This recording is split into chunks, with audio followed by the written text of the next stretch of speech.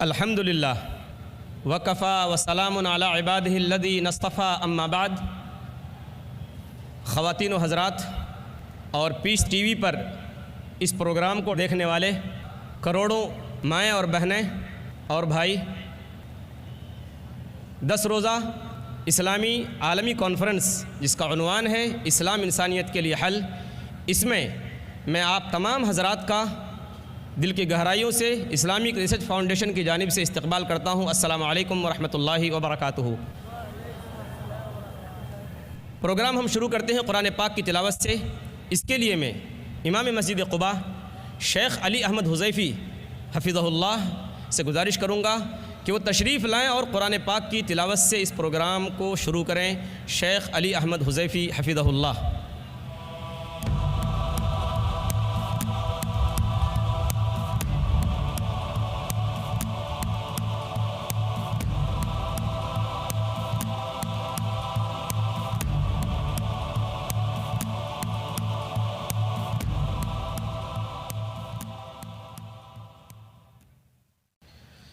أعوذ بالله من الشيطان الرجيم.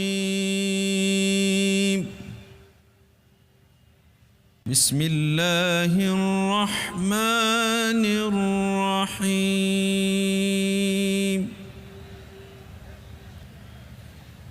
يا أيها الذين آمنوا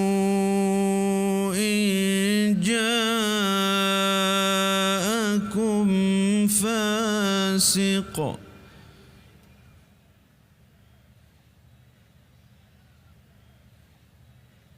إن جاءكم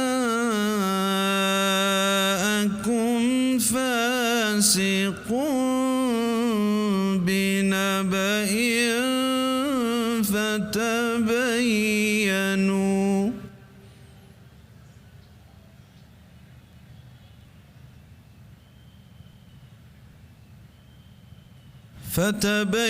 فتبينوا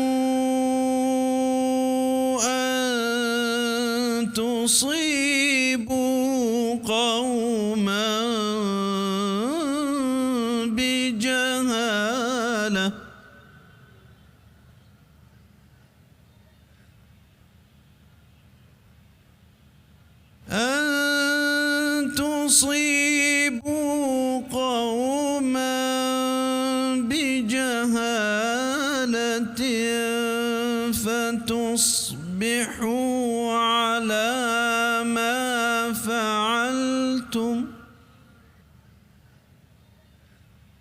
فتصبحوا على ما فعلتم نادمين.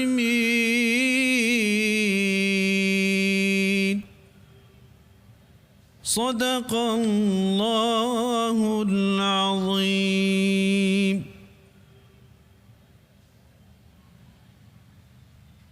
जज़ाकल्लाहु खैरन। शेख़ अली अहमद हुज़ैफ़ी साहब, इमाम मस्जिद क़ुबा मदीना मुनव्वरा। शेख़ ने सूरह हुजरात सूरह नंबर 49 आयत नंबर 6 की आपके सामने तिलावत की है। आइए हम उसका तर्जुमा सुनते हैं। अल्लाह की पनाह में आता हूँ मैं शैतान मरदूद से। अल्लाह के नाम से शुरू करता हूँ जो बड़ा मेहरबान निहायत रहम करने वाला है। ए मुसलमानों, अगर तुम्हें कोई फासिक ख़बर दे तो तुम उसकी अच्छी तरह तहक़ीक़ कर लिया करो। ऐसा न हो कि नादानी में किसी कौम को तकलीफ़ पहुँचा दो फिर पछताओ। ख़वातीन व हज़रात, मैं Faizur Rahman Nadvi Islamic research foundation की तरफ से बहैसियत मेज़बान आपका इस्तक़बाल करता हूँ। और इससे पहले कि मैं आज के मुक़र्रिर ख़ुसूसी को दावत दूँ, आपके सामने ये बात रखना मुनासिब समझता हूँ और ज़रूरी भी समझता हूँ कि इंशाअल्लाह हमारा ये प्रोग्राम इमाम मस्जिद क़ुबा शेख़ अली अहमद हफ़िज़हुल्लाह की दुआ पर ख़त्म होगा। ख़वातीन व हज़रात, गुज़िश्ता कई सदियों से दावत का काम जो हम सब की बहुत बड़ी ज़िम्मेदारी थी, हमने उसकी तरफ ध्यान नहीं दिया। लिहाजा उसका नतीजा हमारे आँखों के सामने है। ये ऐसी हकीकत है जिसका इनकार नहीं किया जा सकता, मगर क्योंकि अल्लाह ताला को ये दीन पसंद है, रब का फरमान है इन्नद्दीन इंदल्लाहिल इस्लाम, इसलिए अल्लाह तबारक व ताला ऐसे लोगों को गाहे बगाहे लाता गया जो इस्लाम का सही पैगाम लोगों तक पहुंचा सकें। ऐसा ही एक शख्स आज से तकरीबन 18 साल पहले MBBS की डिग्री हासिल करने के बाद एक कामयाब डॉक्टर बनने के ख्वाब देख रहा था, मगर अल्लाह को कुछ और ही मंजूर था। डॉक्टरी का बाइज्जत पेशा छोड़कर रूहानी इलाज में लग गया, जिसे दुनिया डॉक्टर जाकिर नायक के नाम से जानती है। आपका ज़्यादा वक्त ना लेते हुए मैं इंतहाई अदब व एहतराम के साथ दावत सुखन देता हूँ डॉक्टर जाकिर नायक साहब को, और आप हजरात इस्तकबाल करें कि वो मुबल्लिग इस्लाम हमारे सामने तशरीफ़ लाएँ, जिनकी तकरीर का उन्वान है मीडिया और इस्लाम, जंग या अमन। आइए हम इस्तकबाल करते हैं उस मुबल्लिग इस्लाम का, डॉक्टर जाकिर नायक।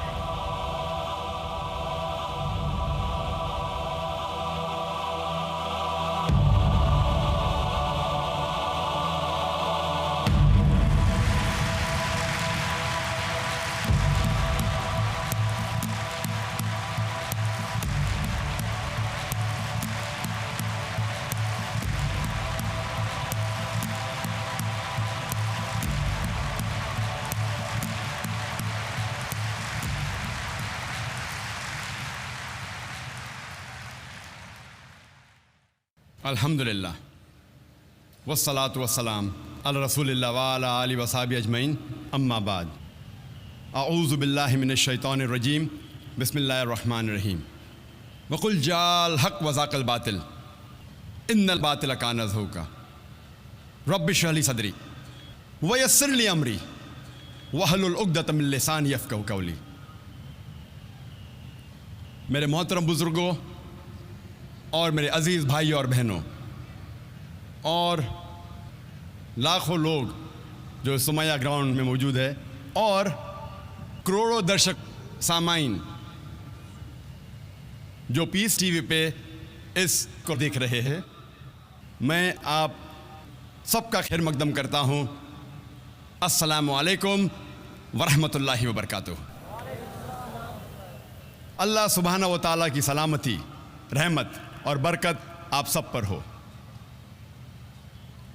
जैसे आप जानते हैं कि मैं तकरीर अक्सर अंग्रेज़ी में करता हूँ, चंद मौक़ों पर मैं कोशिश करता हूँ कुछ बात उर्दू या हिंदी में कहूँ। क्योंकि आज की ये तकरीर उर्दू या हिंदी में है, इसीलिए ज़ाहिर है कि इस तकरीर में काफ़ी गलतियाँ रहेंगी। इसीलिए तकरीर के पहले मैं इन गलतियों के लिए आपसे माज़रत चाहता हूँ और उम्मीद रखता हूँ कि आप इन गलतियों को नज़रअंदाज करेंगे और मेरी तकरीर के पैगाम पे तवज्जो देंगे। मैं आप सब से और एक बात के लिए माज़रत चाहता हूँ कि माशाअल्लाह आज की तादाद लोग लाखों में जमा है इधर। कल का मंज़र भी माशाअल्लाह बहुत बड़ा था, आज का कई गुना ज़्यादा है। हमने इस्लामिक रिसर्च फाउंडेशन ने जो भी हमारे बस में था, हमने पूरी कोशिश की कि आपको तकलीफ़ न पहुँचे और आप आराम से इस एग्ज़िबिशन, इस कॉन्फ्रेंस को देख सके और सुन सके। इसके बावजूद मैं जानता हूँ कि कल और आज काफ़ी लोगों को तकलीफ़ हुई, इसके लिए मैं माज़रत चाहता हूँ। हमने हमारी पूरी कोशिश की, हमें पता था कि लोग ज़्यादा होंगे, लेकिन हमारी कोशिश से ज़्यादा आपका जो प्यार है, आपकी जो मोहब्बत है इस्लाम के लिए, आपकी जो मोहब्बत है हमारे लिए, कई गुना ज़्यादा है। हम हार गए, आपकी मोहब्बत जीत गई।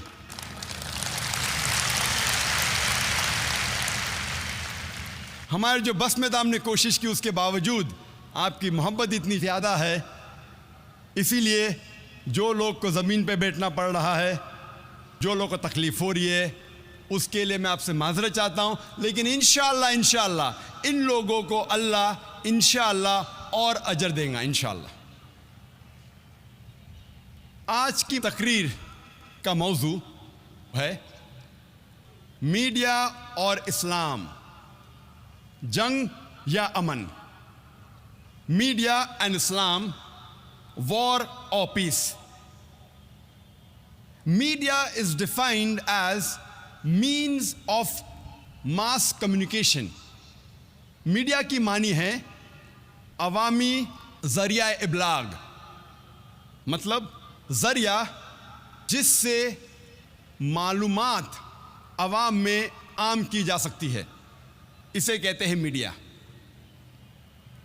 इस्लाम की मानी है, ये आता है अरबी लफ्ज़ सलाम से, जिसके मानी है पीस, जिसके मानी है अमन। इस्लाम आता है अरबी लफ्ज़ सिल्म से भी।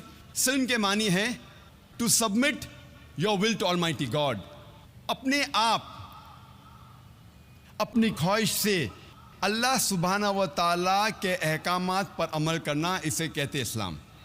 इस्लाम के मानी है अमन हासिल करना, अपनी ख्वाहिश से अल्लाह सुब्हाना व ताला के अहकामात के मुताबिक करने के। मीडिया एक बहुत अहम ज़रिया है। It's a very important tool, in fact it is an important weapon. ये एक अहम हथियार है। मीडिया से दिन को रात में तब्दील किया जा सकता है, सफ़ेद को काले में, बुरे को अच्छे में, हीरो को विलन में और विलन को हीरो में। यह है मीडिया की ताकत।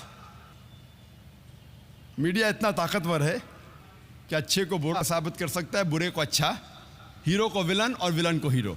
इसके लिए आसान है, काले को सफ़ेद, सफ़ेद को काला, दिन को रात, रात को दिन। ये मीडिया की ताकत है। मीडिया 4 किस्मों में बांटा जा सकता है: print media, audio media, video media और इंफॉर्मेशन टेक्नोलॉजी। प्रिंट मीडिया को और 2 हिस्सों में बांटा जा सकता है: पीरियोडिकल प्रिंट मीडिया और non periodical print media. Non periodical print media में है लिटरेचर, मिसाल के तौर पे पैम्फलेट्स, बुकलेट्स, बुक्स वगैरह। पीरियोडिकल मीडिया जो रेगुलरली प्रिंट होता है, जो वक्तन फ़वक्तन छापा जाता है, उसे कहते हैं पीरियोडिकल प्रिंट मीडिया। मिसाल के तौर पे न्यूज़लेटर, न्यूज़पेपर, मैगज़ीन, जर्नल, जो हो सकता है कि हर दिन छपती है, या हर हफ्ते छपती है, या हर 2 हफ्ते छपती है, या हर महीने छपती है, या साल में 3 बार छपती है, या साल में 2 बार, या हर साल छपती है। इसे कहते हैं पीरियोडिकल मीडिया। दूसरी किस्म है मीडिया की ऑडियो मीडिया। आमतौर पे ऑडियो मीडिया सुना जाता है ऑडियो कैसेट पे, ऑडियो सीडी पे, ऑडियो कॉम्पैक्ट डिस्क पे, डीवीडी पे, आईपॉड पे वगैरह। और हाई लेवल पे होता है डैट, डिजिटल ऑडियो टेप। ये ऑडियो मीडिया इनफरादी तौर पे सुना जा सकता है, इज्तिमाई तौर पे या अवामी तौर पे, individual level, at a group level और at large at society level. इनफरादी तौर पे अगर आपके पास कोई मशीन है या कोई ऑडियो टेप रिकॉर्डर या डेक है ऑफिस में या घर में, इसके ज़रिए सुन सकते। आप चाहे तो जब गाड़ी में सफ़र कर रहे हैं, चाहे बस हो, चाहे गाड़ी हो, चाहे ट्रेन हो, चाहे हवाई जहाज़ हो, अगर आप एक ऑडियो इक्विपमेंट इस व्हीकल पे फिट कर लेते, इस गाड़ी में फिट कर लेते, तो आप गाड़ी में सफ़र करते करते आप ऑडियो सुन सकते। आप चलते चलते या दौड़ते दौड़ते भी सुन सकते, वॉकमैन के ज़रिए या डिस्कमैन के ज़रिए। आज मीडिया इतना बढ़ चुका है, क्या आईपॉड पे भी सुन सकते, आप मोबाइल फ़ोन पे भी सुन सकते। तीसरी किस्म मीडिया की है वीडियो मीडिया। अभी वीडियो कैसेट और वीसीडी आउटडेटेड हो चुके। अभी लोग वीडियो कैसेट और वीडियो सीडी इस्तेमाल नहीं करते, आज इस्तेमाल करते डीवीडी। डीवीडी की कई किस्म हैं, आम DVD, high definition DVD, blue रे वगैरह। हाई लेवल पर जाएंगे तो आ जाता है DV cam, digital beta cam, high definition वगैरह। वीडियो मीडिया को भी इनफरादी तौर पे देखा और सुना जा सकता है, इज्तिमाई तौर पे और अवामी तौर पे। इनफरादी तौर पे वीडियो मीडिया को भी घर में सुना जा सकता है, ऑफिस में। इज्तिमाई तौर पे जिस तरीके से ऑडियो मीडिया जब पार्टी होती है या गैदरिंग होती है बड़ी गैदरिंग, उसमें सुना जा सकता है। उसी तरीके से वीडियो मीडिया भी बड़ी स्क्रीन लगा के या बड़ा टेलीविज़न लगा के इज्तिमाई तौर पे सुना जा सकता है और देखा जा सकता है। अवामी तौर पे ऑडियो मीडिया सुना जाता है, उसे कहते हैं radio broadcast station, radio broadcast के ज़रिए। वीडियो मीडिया भी अवामी तौर पे सुना जा सकता है सैटेलाइट के ज़रिए या केबल टीवी के ज़रिए, और कई किस्म हैं। सैटेलाइट चैनल्स है, DTH है, direct to home, cable television है वगैरह। चौथी किस्म की मीडिया है IT, इंफॉर्मेशन टेक्नोलॉजी, जो कंप्यूटर के ज़रिए या इंटरनेट के ज़रिए इस्तेमाल किया जा सकता है। ये भी इनफरादी तौर पे, इज्तिमाई और अवामी तौर पे इस्तेमाल किया जा सकता है। और इंफॉर्मेशन टेक्नोलॉजी में ईमेल के ज़रिए या इंटरनेट के ज़रिए थ्रू वेबसाइट, इनफरादी तौर पे, इज्तिमाई और लाखों और करोड़ों की तादाद पे अवामी तौर पे भी इंटरनेट इस्तेमाल किया जा सकता है। ये था मुख्तसरन 4 किस्म का मीडिया। चारों किस्म की अपनी अपनी खुसूसियात है।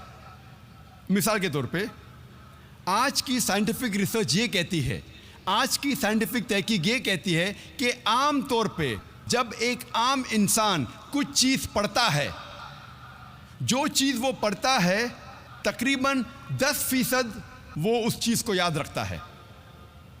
एक आम इंसान जब कुछ चीज़ सुनता है, आम तौर पे जो चीज़ वो सुनता है तकरीबन 20% उसे याद रहता है। एक आम इंसान जब कुछ चीज़ देखता है तो तकरीबन 30% उसे याद रखता है। और आम तौर पे जब एक आम इंसान कुछ चीज़ देखता और सुनता है, जिसे कहते हैं ऑडियो एंड वीडियो, उसका रिटेंशन पावर वो तकरीबन 50% याद रखता है। तो प्रिंट मीडिया का रिटेंशन पावर, याद रखने की कुव्वत है 10%। ऑडियो मीडिया की आज की तहकीक कहती है याद रखने की कुव्वत, रिटेंशन पावर है 20%। विजुअल मीडिया की याद रखने की कुव्वत, याद रखने की पावर है 30%। और जब ऑडियो और विजुअल साथ में होता है, जिसे कहते हैं वीडियो, याद रखने की कुव्वत, द रिटेंशन पावर इज 50%, 50%। हर मीडिया की अपनी अपनी खुसूसियात है।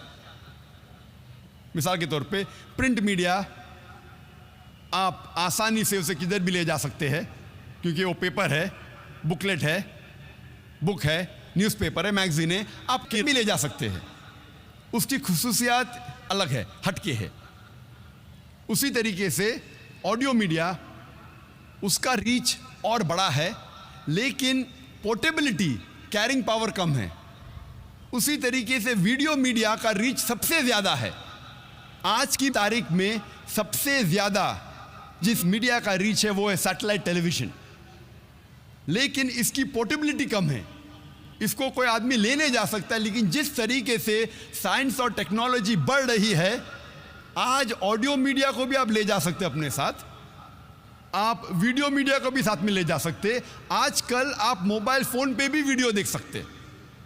जिस तरीके से टेक्नोलॉजी बढ़ रही है, ये जो फ़र्क है पोर्टेबिलिटी का, ये चारों मीडिया में कम होता जा रहा है। लेकिन आज की तारीख में सबसे ज़्यादा जो रीच है कोई मीडिया का, वो है सैटेलाइट टेलीविज़न चैनल।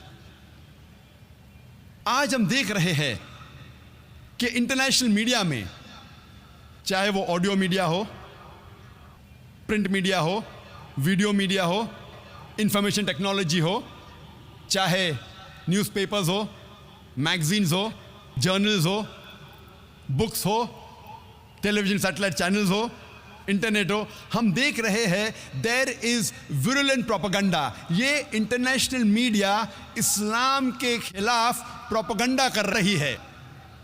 ये इंटरनेशनल मीडिया इस्लाम के बारे में गलत फहमी फैला रही है। ये इंटरनेशनल मीडिया हर रोज़ इस्लाम के बारे में गलत मालूमात फैला रही है, और इसीलिए हम देख रहे हैं कि इंटरनेशनल मीडिया, उसकी पूरी कोशिश है वो अपनी पूरी ताकत लगा रही है इस्लाम के खिलाफ। और ये इंटरनेशनल मीडिया कई स्ट्रैटेजीज इस्तेमाल करता है।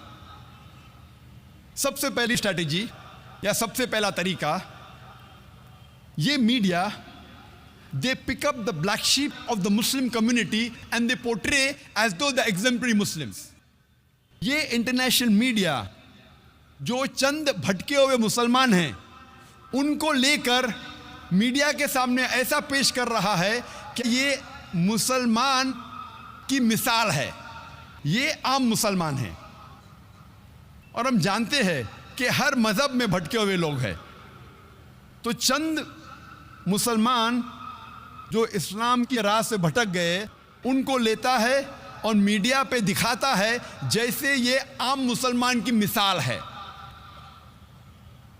मिसाल के तौर पे अगर एक लेटेस्ट मर्सिडीज कार मार्केट में आती है 500 SEL 2008 मॉडल, और आपको जानना है कि मर्सिडीज कार कितनी अच्छी है, और अगर आप इस मर्सिडीज कार के स्टीयरिंग व्हील के पीछे एक ऐसे इंसान को बिठाते हैं जो ड्राइविंग नहीं जानता है और वो गाड़ी को ठोकता है, गाड़ी का एक्सीडेंट करता है, मैं आपसे पूछना चाहता हूं, आप किसको दोषी ठहराएंगे, गाड़ी को या ड्राइवर को? आप दोषी किसको ठहराएंगे, ड्राइवर को या गाड़ी को? ड्राइवर को, गाड़ी को नहीं। अगर आपको जानना है कि गाड़ी कितनी अच्छी है तो आप गाड़ी के स्पेसिफिकेशंस की जांच करवाइए। उसकी स्पीड क्या है, उस गाड़ी के गियर रेशो क्या है, उस गाड़ी के सेफ्टी मेजर्स क्या है, उस गाड़ी का ब्रेक सिस्टम कैसा है, उस गाड़ी का एवरेज क्या है। अगर आपको जानना है गाड़ी कितनी अच्छी है तो गाड़ी की तहकीक कीजिए, ड्राइवर को मत देखिए। इसी तरीके से अगर आपको इस्लाम के बारे में जानना है तो इस्लाम की मजहबी किताबों का मुताला कीजिए, आप कुरान पढ़िए और सही हदीस का मुताला कीजिए, फिर आपको पता चलेगा इस्लाम कैसा मजहब है। आप मुसलमानों को मत देखिए। अगर आपको सचमुच गाड़ी को टेस्ट ड्राइव करना है, नहीं मुझे तो गाड़ी को टेस्ट ड्राइव करना है, तो आप ऐसे ड्राइवर को स्टीयरिंग व्हील के पीछे बिठाइए जो ड्राइविंग जानता है, जो ड्राइविंग में महारत रखता है। अगर आपको सचमुच इस्लाम के बारे में जानना है और कोई मुसलमान को देखना है तो सबसे बेहतरीन मुसलमान की मिसाल है हमारे आखिरी पैगंबर मोहम्मद सल्लल्लाहु अलैहि वसल्लम। आप मोहम्मद सल्लल्लाहु अलैहि वसल्लम की सीरत पढ़िए, आप उनकी मिसाल को देखिए, तब आपको पता चलेगा इस्लाम कितना बेहतरीन मजहब है। दूसरी स्ट्रैटेजी जो इंटरनेशनल मीडिया इस्तेमाल करती है इस्लाम को बदनाम करने के लिए, कि वो कई बार कुरान या हदीस कोट करती है, कुरान की आयतों का हवाला देती है बिल्कुल आउट ऑफ कॉन्टेक्स्ट। और एक आयत जो अक्सर मीडिया में बार बार दोहराई जाती है वो है सूरह तौबा की आयत, सूरा नंबर 9 आयत नंबर 5, जिसमें मीडिया कहती है, इसमें लिखा है कि जहां भी आप काफिरों को पाओ वहां उनका कत्ल करो। और जब आप कुरान मजीद खोलेंगे और देखेंगे सूरह तौबा सूरा नंबर 9 आयत नंबर 5, उसमें बराबर यही लिखा है कि जहां भी आप काफिरों को पाओ वहां उनका कत्ल करो। लेकिन ये आयत आउट ऑफ कॉन्टेक्स्ट है, पस मंजर के खिलाफ है। आप जानना चाहते हैं कुरान का पैगाम क्या है, आपको पस मंजर को पढ़ना पड़ेगा। You have to read in context. और जब कॉन्टेक्स्ट पढ़ते हैं, सूरह तौबा सूरा नंबर 9 आयत नंबर 1 से पढ़ते हैं, हमें पता लगता है कि एक सुलह थी मुसलमान और मक्का के मुशरिकीन के बीच, और ये सुलह एक तरफा मक्का के मुशरिकीन ने तोड़ दी थी। तो अल्लाह सुब्हाना व तआला सूरह तौबा सूरा नंबर 9 आयत नंबर 5 में उन्हें चेतावनी देते हैं, उन्हें वार्निंग देते हैं, मक्का के मुशरिकीन को खबरदार करते हैं और कहते हैं आपके पास 4 महीने का वक्त है, आप सुधर जाओ वरना ऐलान जंग। और जंग के मैदान में अल्लाह सुब्हाना व तआला फरमाते हैं और मुसलमानों से कहते हैं, जब भी दुश्मन, जब भी काफिर मैदान जंग में आए तो जहाँ भी आप काफिरों को पाओ वहाँ उनका कत्ल करो। ये आयत मैदान जंग में है। आप पस मंज़र देखेंगे तो ये आयत मैदान जंग में अल्लाह सुब्हाना व तआला फरमाते हैं, जब भी दुश्मन मैदान जंग में आपके साथ लड़ने आए, जो ईमान नहीं रखते, जो काफिर है, आप डरो मत, उनके साथ डट के मुकाबला करो। और आम तौर पे आप जब भी देखो कोई भी आर्मी जनरल, मिसाल के तौर पे एक जंग अगर हो रही थी अमेरिका, यूएसए और वियतनाम के बीच, but natural army general of USA ये कहेगा अपने सिपाही से जंग के मैदान में, वो ये नहीं कहेगा डर जाओ और भाग जाओ, वो ये कहेगा कि जब भी वियतनामीज, जब भी दुश्मन आए आप डरो मत, आप उनका कत्ल करो। आम तौर पे कोई भी सिपा सलार, कोई भी आर्मी जनरल अपने सिपाही की हिम्मत अफजाई करने के लिए जंग के मैदान में यही कहेगा कि डरो मत, अब लड़ो, जहाँ भी दुश्मन को पाओ आप उनका कत्ल करो। तो वही तो कुरान मजीद में अल्लाह सुब्हानहू व तआला फरमाते।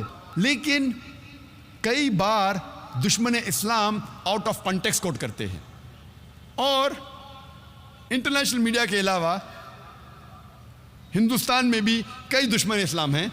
और एक बहुत फेमस राइटर, लेखक जो इस्लाम के खिलाफ लिखता है, उसका नाम है अरुण शूरी। वो यही आयत का हवाला देता है अपनी किताब वर्ल्ड ऑफ फतवाज में, और कहता है, कुरान में लिखा है सूरह तौबा सूरह नंबर 9 आयत नंबर 5 में, जहाँ भी काफिरों को आप पाओ, ब्रैकेट्स में वो कहना चाहता है हिंदू, जहाँ भी आप काफिरों को पाओ वहाँ उनका कत्ल करो। मैं पूछता हूँ, क्या इतने हिंदू यहाँ रह रहे हैं, क्या आमतौर पे मुसलमान हिंदू का कत्ल करता है?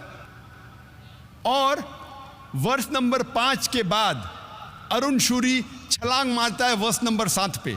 क्यों? क्योंकि वर्ष नंबर 6 में उसकी बीमारी का इलाज है।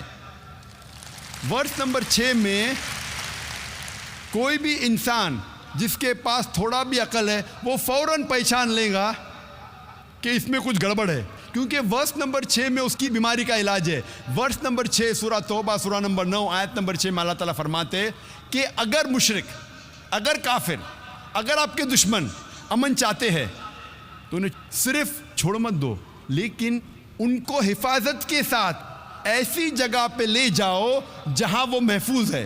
Escort them to a place of security. दुश्मन को सिर्फ छोड़ो मत, उनके साथ जाओ और ऐसी जगह पे उन्हें छोड़ आओ जहां वो महफूज है।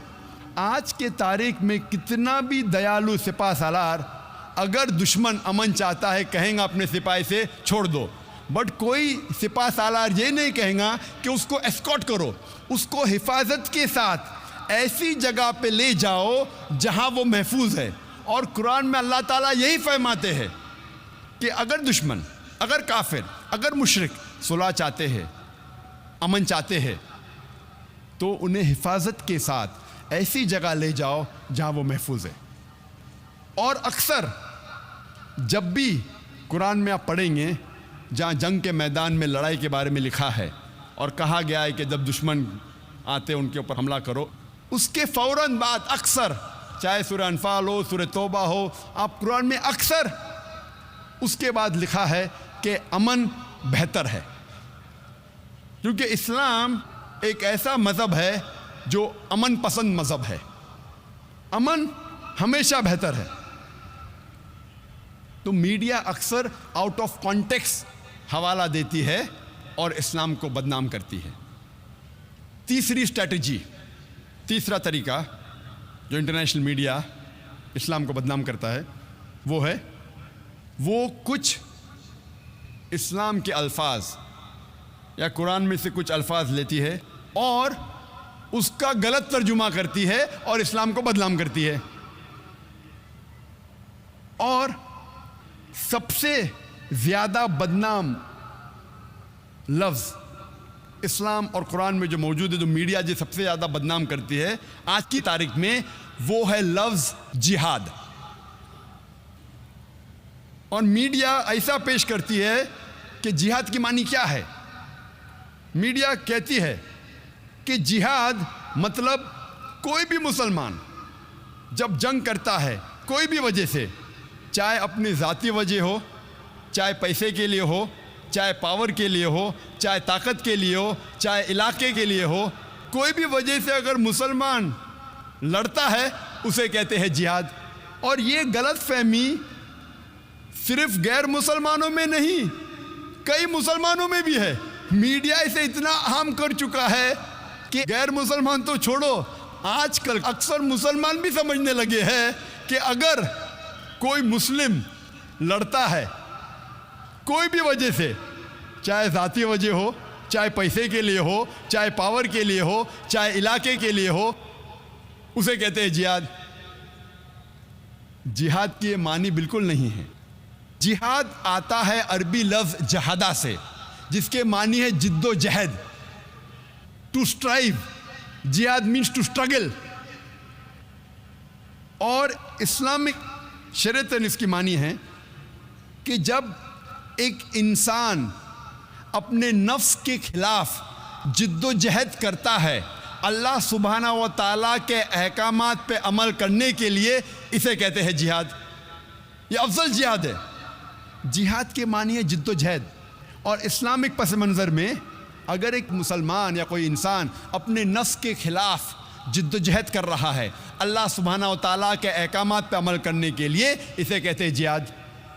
अगर एक इंसान जिद्दोजहद कर रहा है माशरे को सुधारने के लिए, इसे कहते हैं जिहाद। अगर एक इंसान मैदान जंग में जुल्म के खिलाफ जिद्दोजहद कर रहा है, इसे कहते हैं जिहाद। अगर एक इंसान हक के लिए, अपनी जान बचाने के लिए मैदान जंग में इन सेल्फ डिफेंस अगर जिद्दोजहद करता है, इसे कहते हैं जिहाद। जिहाद की मानी है जिद्दोजहद। It means to strive and struggle, जिद्दोजहद करना। आमतौर पे अगर एक तालिब इल्म, एक स्टूडेंट एग्जामिनेशन में पास होने के लिए जिद्दोजहद कर रहा है, इसे भी कहते हैं जिहाद। ये आम जिहाद है। जो पहले 4 मानी मैंने कहा वो जिहाद फी सबलिल्लाह, अल्लाह के राह में जिहाद करना। जिहाद कई किस्म के हैं। जिद्दोजहद करने को कहते हैं जिहाद, लेकिन अल्लाह के अहकामात पे अमल करने को कहते हैं जिहाद फी सबलिल्लाह। मीडिया अक्सर जिहाद का तर्जुमा करती अंग्रेजी में होली वॉर, पाक जंग। जब हम होली वॉर को अरबी में तर्जुमा करते हैं, पाक जंग, अरबी में से कहेंगे हर्ब मुक़द्दसा। आप सारी आयत कुरान मजीद के पढ़िए, सारी हदीस पढ़िए, किधर भी कुरान या सही हदीस में नहीं लिखा है हर्ब मुक़द्दसा, पाक जंग, होली वॉर। ये मीडिया कहती है जिहाद के मानी होली वॉर। और जब तहकीक करते पता लगता है ये अल्फाज होली वॉर सबसे पहले इस्तेमाल किया गया था ईसाई क्रूसेडर्स के लिए। जब ईसाई क्रूसेडर्स ईसाईयत के नाम पे हज़ारों इंसानों का कत्ल कर रहे थे, उसे कहा गया था होली वॉर। और आज इस्तेमाल किया जा रहा है मुसलमानों के लिए। ये है मीडिया का पावर। एक मिसाल मैं पेश करूंगा आपके लिए। 9/11 के बाद, 9/11 के बाद, 2001 ट्विन टावर के बम्बार्डमेंट के बाद 2 साल बाद मैं यूएसए गया, लॉस एंजलिस, 2003 में। और ये उर्दू तकरीर है तो शेरवानी पहना हूँ, नहीं तो अक्सर मैं बाहर जाता हूँ तो सूट और टाई पहनता हूँ। लेकिन मेरी जो इस्लामी निशानी, टोपी, दाढ़ी, थकने के ऊपर, इजी टारगेट, अच्छा बकरा। आप जब जाएंगे इमिग्रेशन में, सूट और टाई, टोपी, दाढ़ी, ठकने के ऊपर बकरा, मैं तैयार रहता हूं क्या मेरे साथ पूछताछ होने वाली है। तो इमिग्रेशन में हाँ, दाढ़ी, टोपी, ठकने के ऊपर जाओ इंक्वायरी के लिए। मैं जाता हूँ वहाँ, तो पूछने लगते कि आप किस लिए इधर आए। तो मैंने कहा मुझे एक अवार्ड मिल रहा है लॉस एंजलिस में। आप काय का अवार्ड मिल रहा है? आपका पेशा क्या है? तो मैंने कहा जीसस क्राइस्ट ने कहा है बाइबल में, seek ye the truth and truth shall free you. आप हक को फैलाओ, मेरा काम है हक को फैलाना। अंग्रेजी में कह रहा था मेरा पेशा है दाई।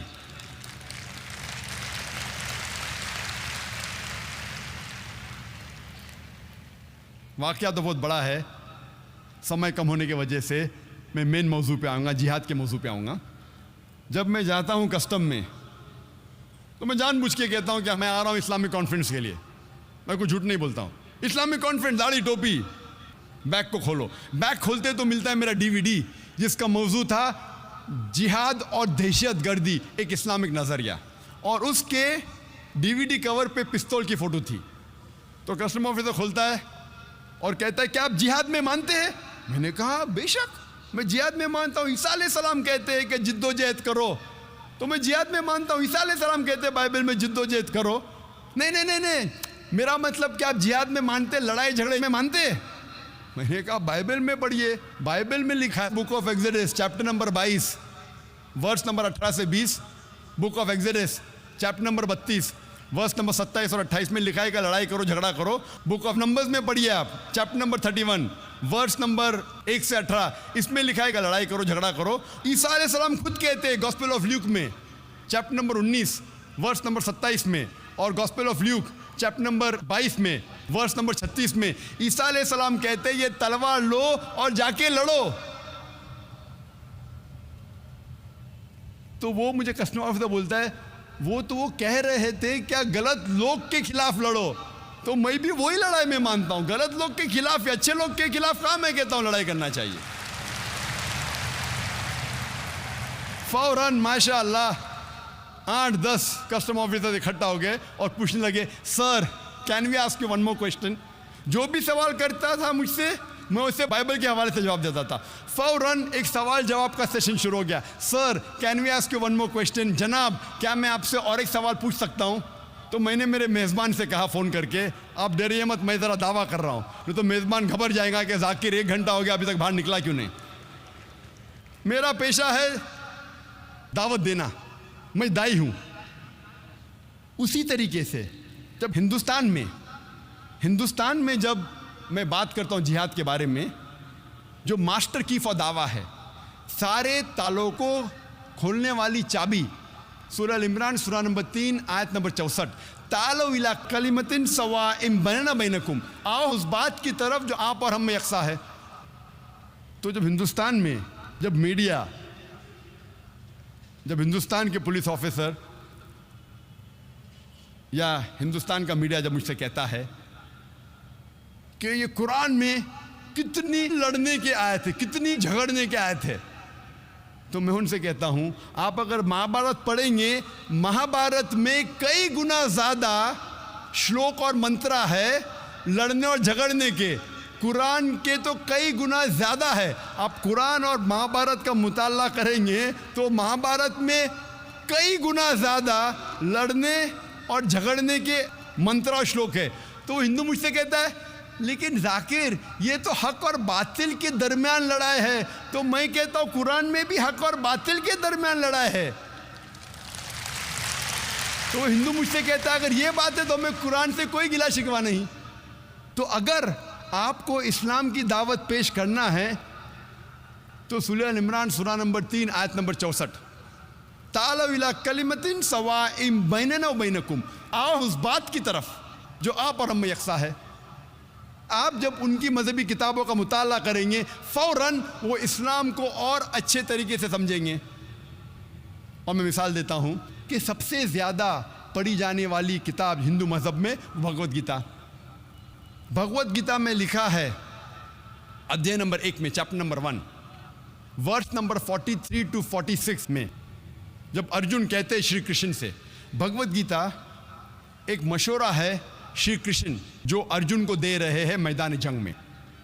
तो भगवद गीता में लिखा है अध्याय 1 में वर्स नंबर 43 to 46 में अर्जुन मैदान जंग में अपने हथियार को ज़मीन पर रख देते हैं और श्री कृष्ण से कहते हैं मैं निहत्था मरना पसंद करूंगा बनिस्बत मेरे रिश्तेदार से लड़ूं। लड़ाई थी पांडव और कौरव के बीच, जो रिश्तेदार थे, जो कजन थे। तो श्री कृष्ण कहते हैं चंद श्लोका के बाद, चैप्टर नंबर 2 अध्याय 2 वर्स नंबर 2 और 3 में श्री कृष्ण कहते हैं अर्जुन से, आपको ऐसे नापाक ख्याल दिमाग में कैसे आए? How come such impure thoughts have come in your mind? ये नापाक ख्याल आपके दिमाग में कैसे आए? How come you have become so important? आप नपुंसक कैसे बन गए? कौन कह रहा है? श्री कृष्ण कह रहे हैं अर्जुन से। और भगवत गीता चैप्टर नंबर 2 अध्याय 2 वर्स नंबर 31 to 33 में श्री कृष्ण कहते हैं अर्जुन से कि क्षत्रिय का धर्म है लड़ना। भाग्यवान है वो क्षत्रिय जिसको मौका मिलता है लड़ने के लिए। अगर मैं इन श्लोका और मंत्रा का हवाला दे के ये कहूँ कि भगवत गीता में आपके भगवान कह रहे हैं कि अपने रिश्तेदार का कत्ल करो, तो ये शैतानी हरकत होंगी। पस मंजर पढ़ेंगे तो पता लगता है श्री कृष्ण कह रहे अर्जुन से कि बातिल के खिलाफ आपको लड़ना चाहिए, चाहे वो आपके रिश्तेदार हो। अगर आप हक पे है, बातिल के खिलाफ लड़ना चाहिए, ये पस मंजर है। सिर्फ मैं ये कहूँ कि आपके भगवान श्री कृष्ण अर्जुन से कह रहे हैं कि अपने रिश्तेदारों का कत्ल करो, तो ये शैतानी हरकत है, आउट ऑफ कॉन्टेक्स्ट है। कॉन्टेक्स्ट में कह रहे हैं कि बातिल के खिलाफ लड़ो। और ये कुरान में भी कहा गया है, सूरह निसा में सूरह नंबर 4 आयत नंबर 135 में, या अय्युहल्लज़ीना आमनू, ऐ मोमिनो stand out for justice as witness to अल्लाह सुब्हानहू व तआला। हक के लिए खड़े रहो, शहादत दो अल्लाह के लिए, चाहे वो आपके खिलाफ हो, चाहे आपके रिश्तेदार के खिलाफ हो, चाहे आपके वालिद या वालदा के खिलाफ हो, चाहे अमीर या गरीब, अल्लाह सुब्हानहू व तआला हक के साथ है। और कई बार मीडिया में एक हदीस को अक्सर उछाला जाता है जिहाद के मामले में। वो सही बुखारी की हदीस है, जिल्द नंबर 4 किताब जिहाद चैप्टर नंबर 2 हदीस नंबर 46। इसमें लिखा है, अबू हुरैरा रज़ियल्लाहु अन्हु फरमाते हैं कि अल्लाह के रसूल फरमाते हैं कि मुजाहिद एक ऐसा इंसान है जो लगातार नमाज पढ़ रहा है और लगातार रोज़ा रख रहा है। और जब एक मुजाहिद मैदान जंग में जाता है और अगर उसका इंतकाल होता है तो वो इंशाअल्लाह जन्नत में जाएगा। लेकिन अगर वो जीत के वापस आता है तो उसे इस दुनिया की दौलत मिलती है। अक्सर ये हदीस को लेके लोग इस्लाम को बदनाम करते। मुजाहिद जिहाद करो, जन्नत में जाओ। भगवत गीता जब पढ़ते हैं, भगवत गीता में लिखा है chapter number 2 shloka number 37 verse number 37, Shri Krishna कहते अर्जुन से कि आप मैदान जंग में जाओ, अगर आप मर जाएंगे तो आप स्वर्ग में जाएंगे, अगर आप जीत के वापस आएंगे तो आपको इस दुनिया की दौलत मिलेंगी। हू बहू जो सही बुखारी में लिखा है वही लिखा है भगवत गीता में। तो मैं कहता हूँ हिंदुओं से, आप अपनी किताब का मुताला करो, इंशाअल्लाह आप इस्लाम और अच्छे से समझ पाएंगे। इसीलिए मैं कहता हूँ द मास्टर की फॉर दावा, सारे तालों को खोलने वाली चाबी दावती मैदान में, तालो इला कलिमतिन सवाइम बैनना व बैनकुम, आओ उस बात की तरफ जो आप और हम में यकसा है। चौथी स्ट्रैटेजी जो मीडिया अक्सर इस्तेमाल करती है वो है कि कई चीज़ें कहती है इस्लाम के बारे में जो इस्लाम में मौजूद ही नहीं है। मिसाल के तौर पे इस्लाम और साइंस में हमेशा इख्तिलाफ है,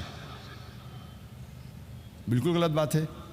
कुरान मजीद में 6000 से ज़्यादा आयतें हैं, उसमें से 1000 से ज़्यादा साइंस के बारे में है, और एक भी कुरान की आयत नहीं है जो साइंस ने कहा है कि ये गलत है। मीडिया कहती है कि इस्लाम में ख़वातीन के हुकूक नहीं हैं, ख़वातीन को इस्लाम में दबाया जाता है, ख़वातीन को जन्नत मिलती ही नहीं इस्लाम में। मेरी तकरीर आप सुनेंगे इस्लाम में ख़वातीन के हुकूक, आप देखेंगे माशाअल्लाह। इस्लाम एक वाहिद मज़हब है। मोहम्मद सल्लल्लाहु अलैहि वसल्लम ने जितने ख़वातीन को हुकूक दिए हैं कुरान और हदीस में कोई भी मज़हब नहीं देता, यहाँ तक कि मगरबी तहज़ीब भी नहीं देती। तो अक्सर कई बार मीडिया ऐसी चीज़ें फरमाती है इस्लाम के बारे में जो इस्लाम में मौजूद ही नहीं है।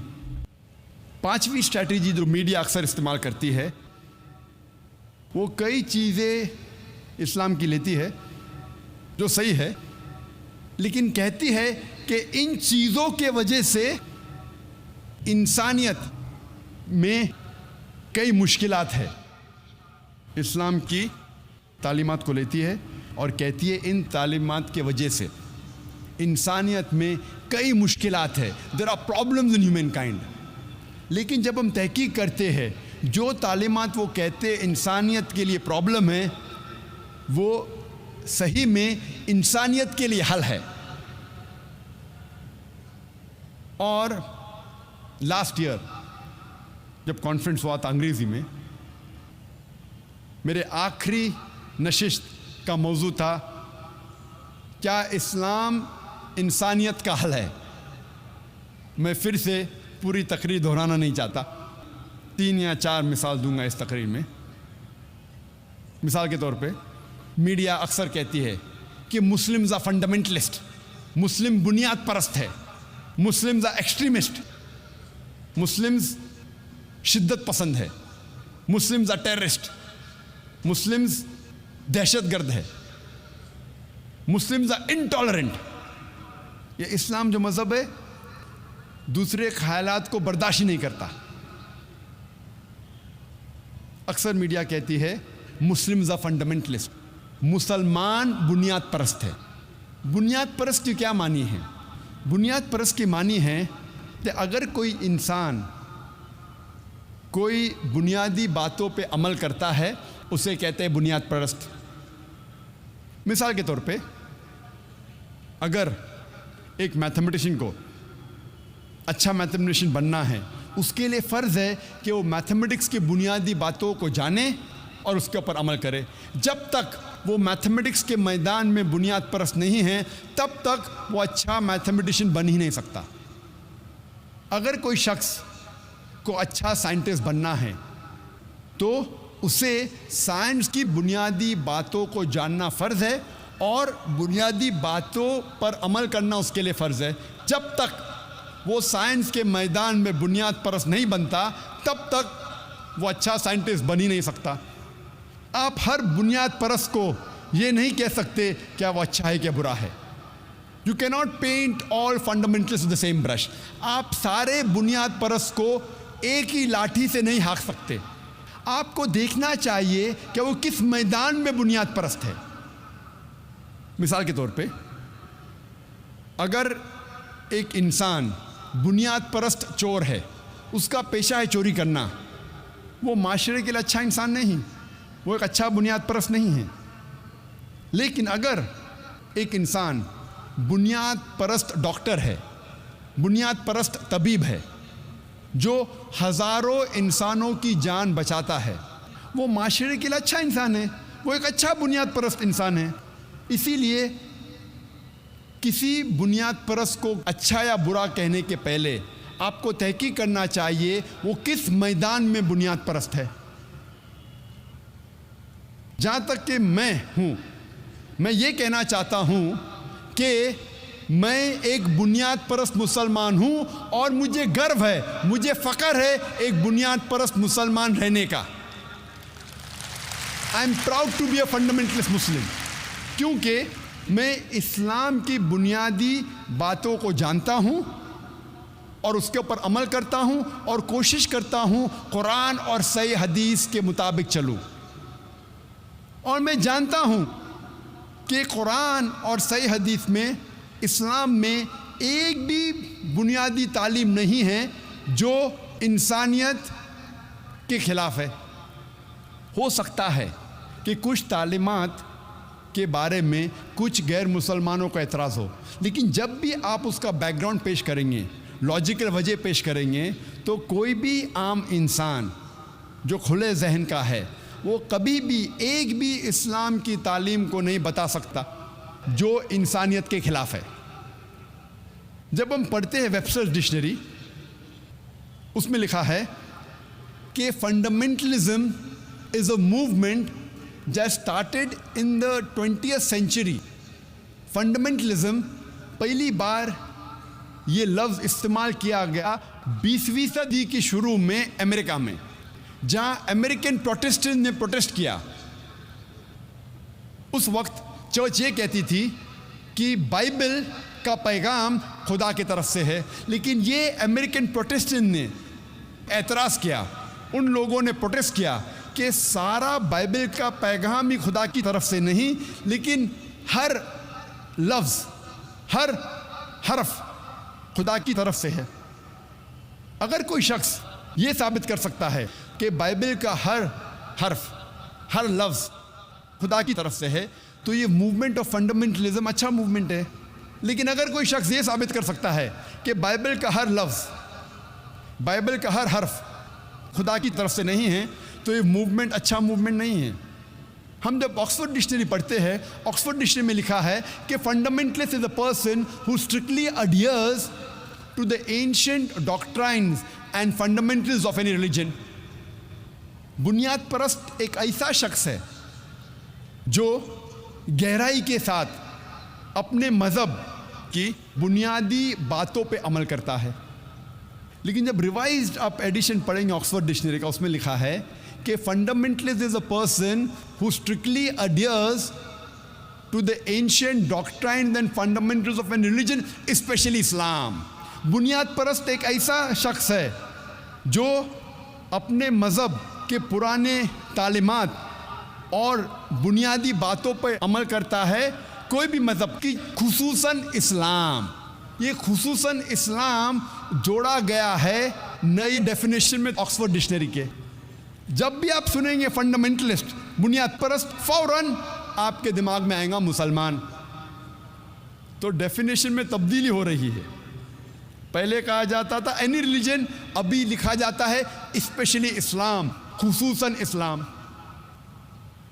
और आज मीडिया कहती है कि मुसलमान शिद्दत पसंद है, मुस्लिम्स आर एक्सट्रीमिस्ट। और हम मुसलमान आम तौर पे अपनी दिफा करने जाते, वी बिकम अपॉलोजेटिक। हम कोशिश करते हैं अपने आप को बचाने के लिए और हम अपॉलोजेटिक हो जाते हैं, हम माफ़ी मांगने लगते हैं कि नहीं, हम बुनियाद परस्त नहीं हैं, हम शिद्दत पसंद नहीं हैं। मैं कहता हूँ मैं शिद्दत पसंद हूँ, मैं शिद्दत से मोहब्बत करता हूँ, मैं शिद्दत से प्यार करता हूँ, मैं शिद्दत से अदल करता हूँ, मैं शिद्दत से ईमानदारी करता हूँ। I am an extremist. I say I am extremely kind, I'm extremely merciful, I'm extremely honest, I'm extremely just.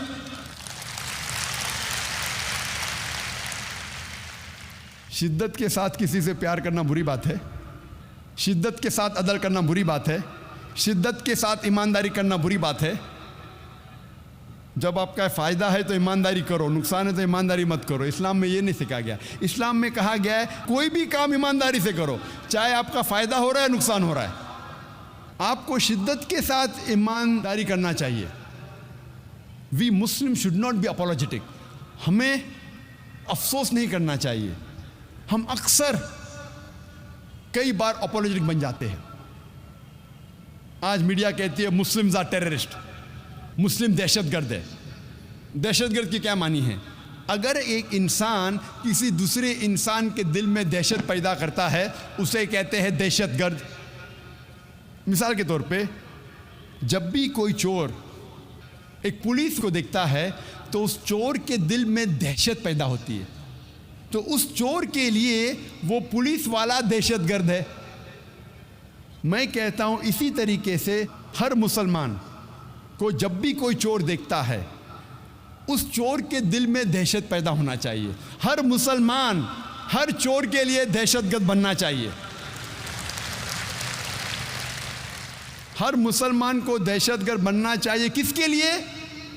चोर के लिए।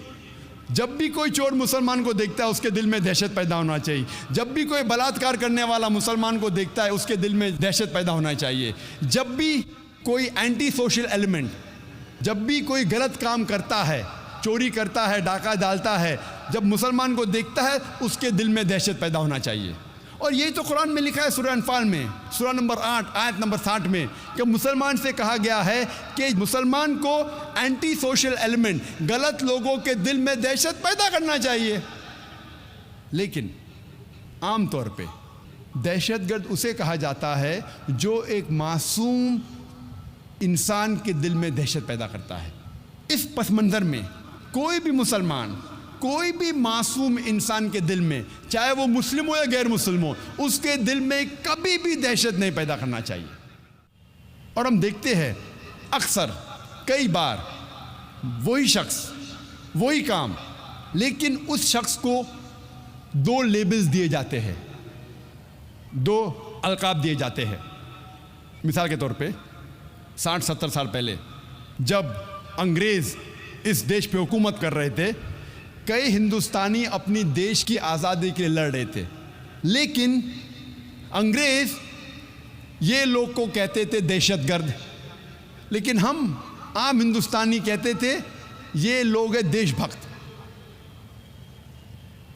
अगर आप अंग्रेज़ के नज़रिए से सहमत है कि अंग्रेज़ को हक था हिंदुस्तान के ऊपर राज करने का, तो आप बेशक ये लोग को कहेंगे कि दहशतगर्द है।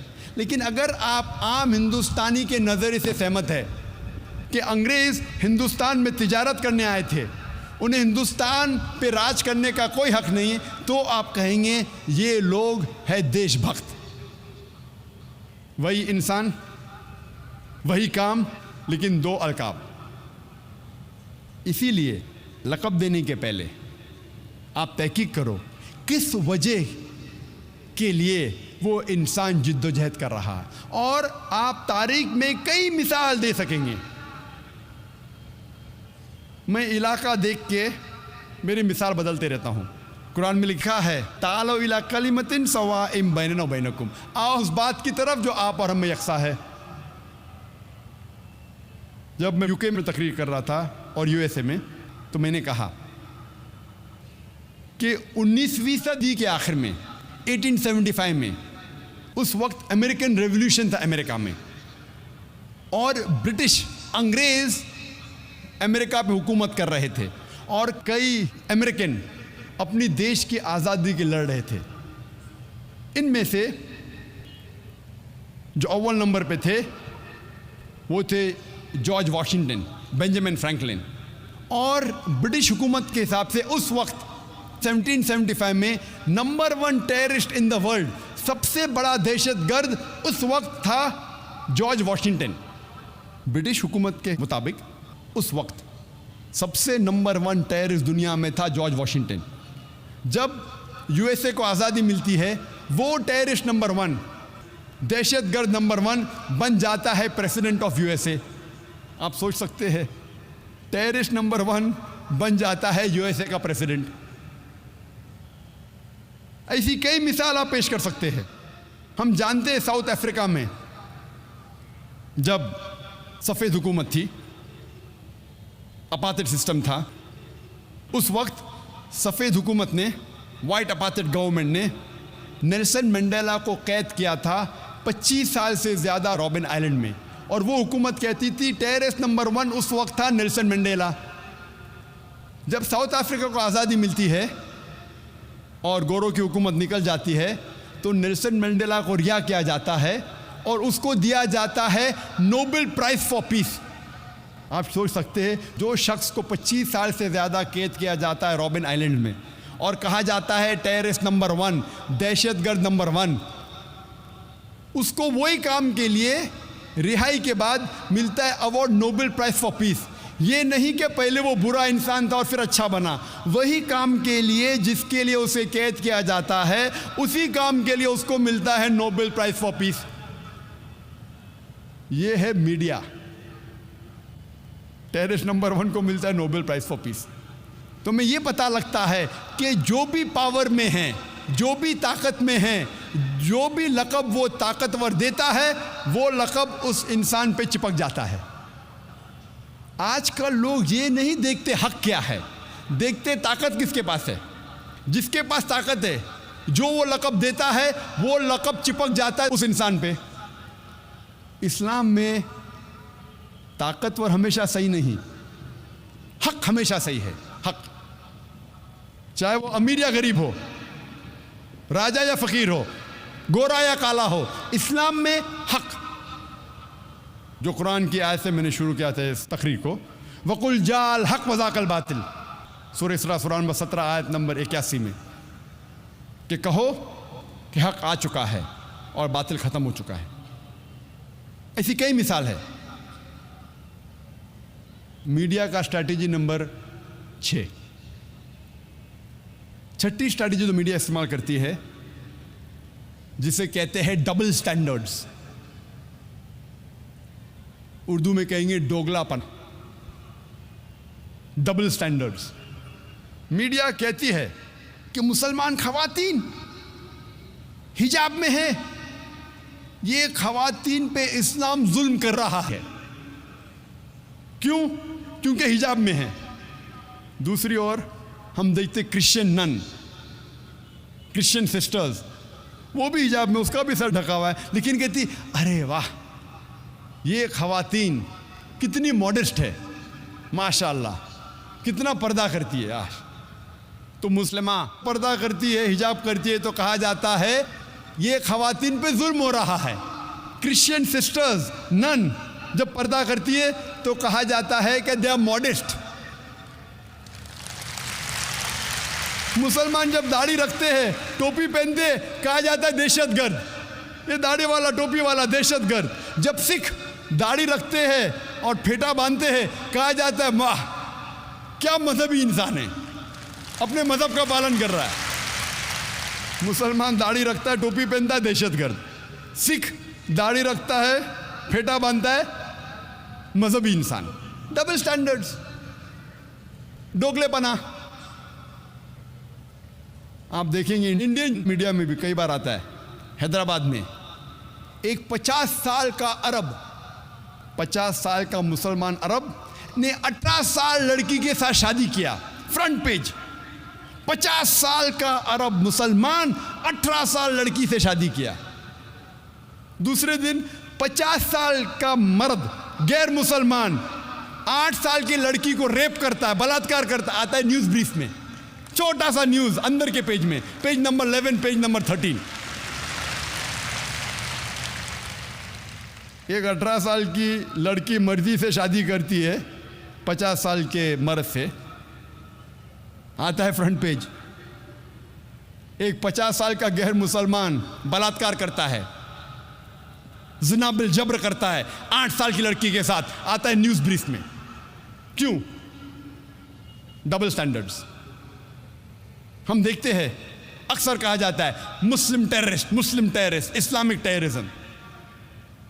और आप देखेंगे एक पैनल था हमारे एग्जीबिशन में कि कई बार दो ऑपोजिट हो ही नहीं सकता। मिसाल के तौर पे अगर मैं कहूं कि ice age caught on fire, बर्फ पर आग लग गई, ये मुमकिन ही नहीं, बर्फ आग पकड़ ही नहीं सकता। अगर मैं कहूंगा 4 साइडेड ट्रायंगल, 4 कोने वाला ट्रायंगल, ट्रायंगल के 4 कोने हो ही नहीं सकते, ट्रायंगल के 3 कोने होते, ये कॉन्ट्रडिक्टिंग है। अगर मैं कहूंगा हॉट आइसक्रीम, गरम आइसक्रीम, हो ही नहीं सकती। उसी तरीके से इस्लामिक टेररिज्म, इस्लाम मतलब अमन, टेररिज्म मतलब अमन के खिलाफ, तो इस्लामिक टेररिज्म हो ही नहीं सकता। एक मुस्लिम टेररिस्ट हो ही नहीं सकता। हो सकता है कुछ लोग जो अपने आप को मुसलमान कहते हैं और भटक जाते हैं और इस्लाम के खिलाफ कुछ काम करते हैं, तो उसे मुस्लिम टेररिस्ट नहीं कहेंगे आप। वो तो भटका हुआ, वो तो इस्लाम के दायरे के बाहर है और वो बेगुनाह लोग की जान ले रहा है। लेकिन अब मीडिया को देखते डबल स्टैंडर्ड्स क्या है। जब मैं यूके में गया था 3 साल पहले, मेरा लेक्चर था, मैं चीफ स्पीकर था, जो कॉन्फ्रेंस ऑन टेररिज्म, दहशतगर्दी पे कॉन्फ्रेंस था। तो उसके बाद बर्मिंघम में हमारी क्रू साथ में थी, हम लोग शूटिंग कर रहे थे। शूटिंग मतलब फिल्मिंग। हम लोग फिल्मिंग को भी शूटिंग कहते। तो बंदूक के साथ नहीं थे, कैमरा के साथ थे। हम लोग एक ग्रेवयार्ड में एक यहूदी कब्रिस्तान में शूटिंग कर रहे थे।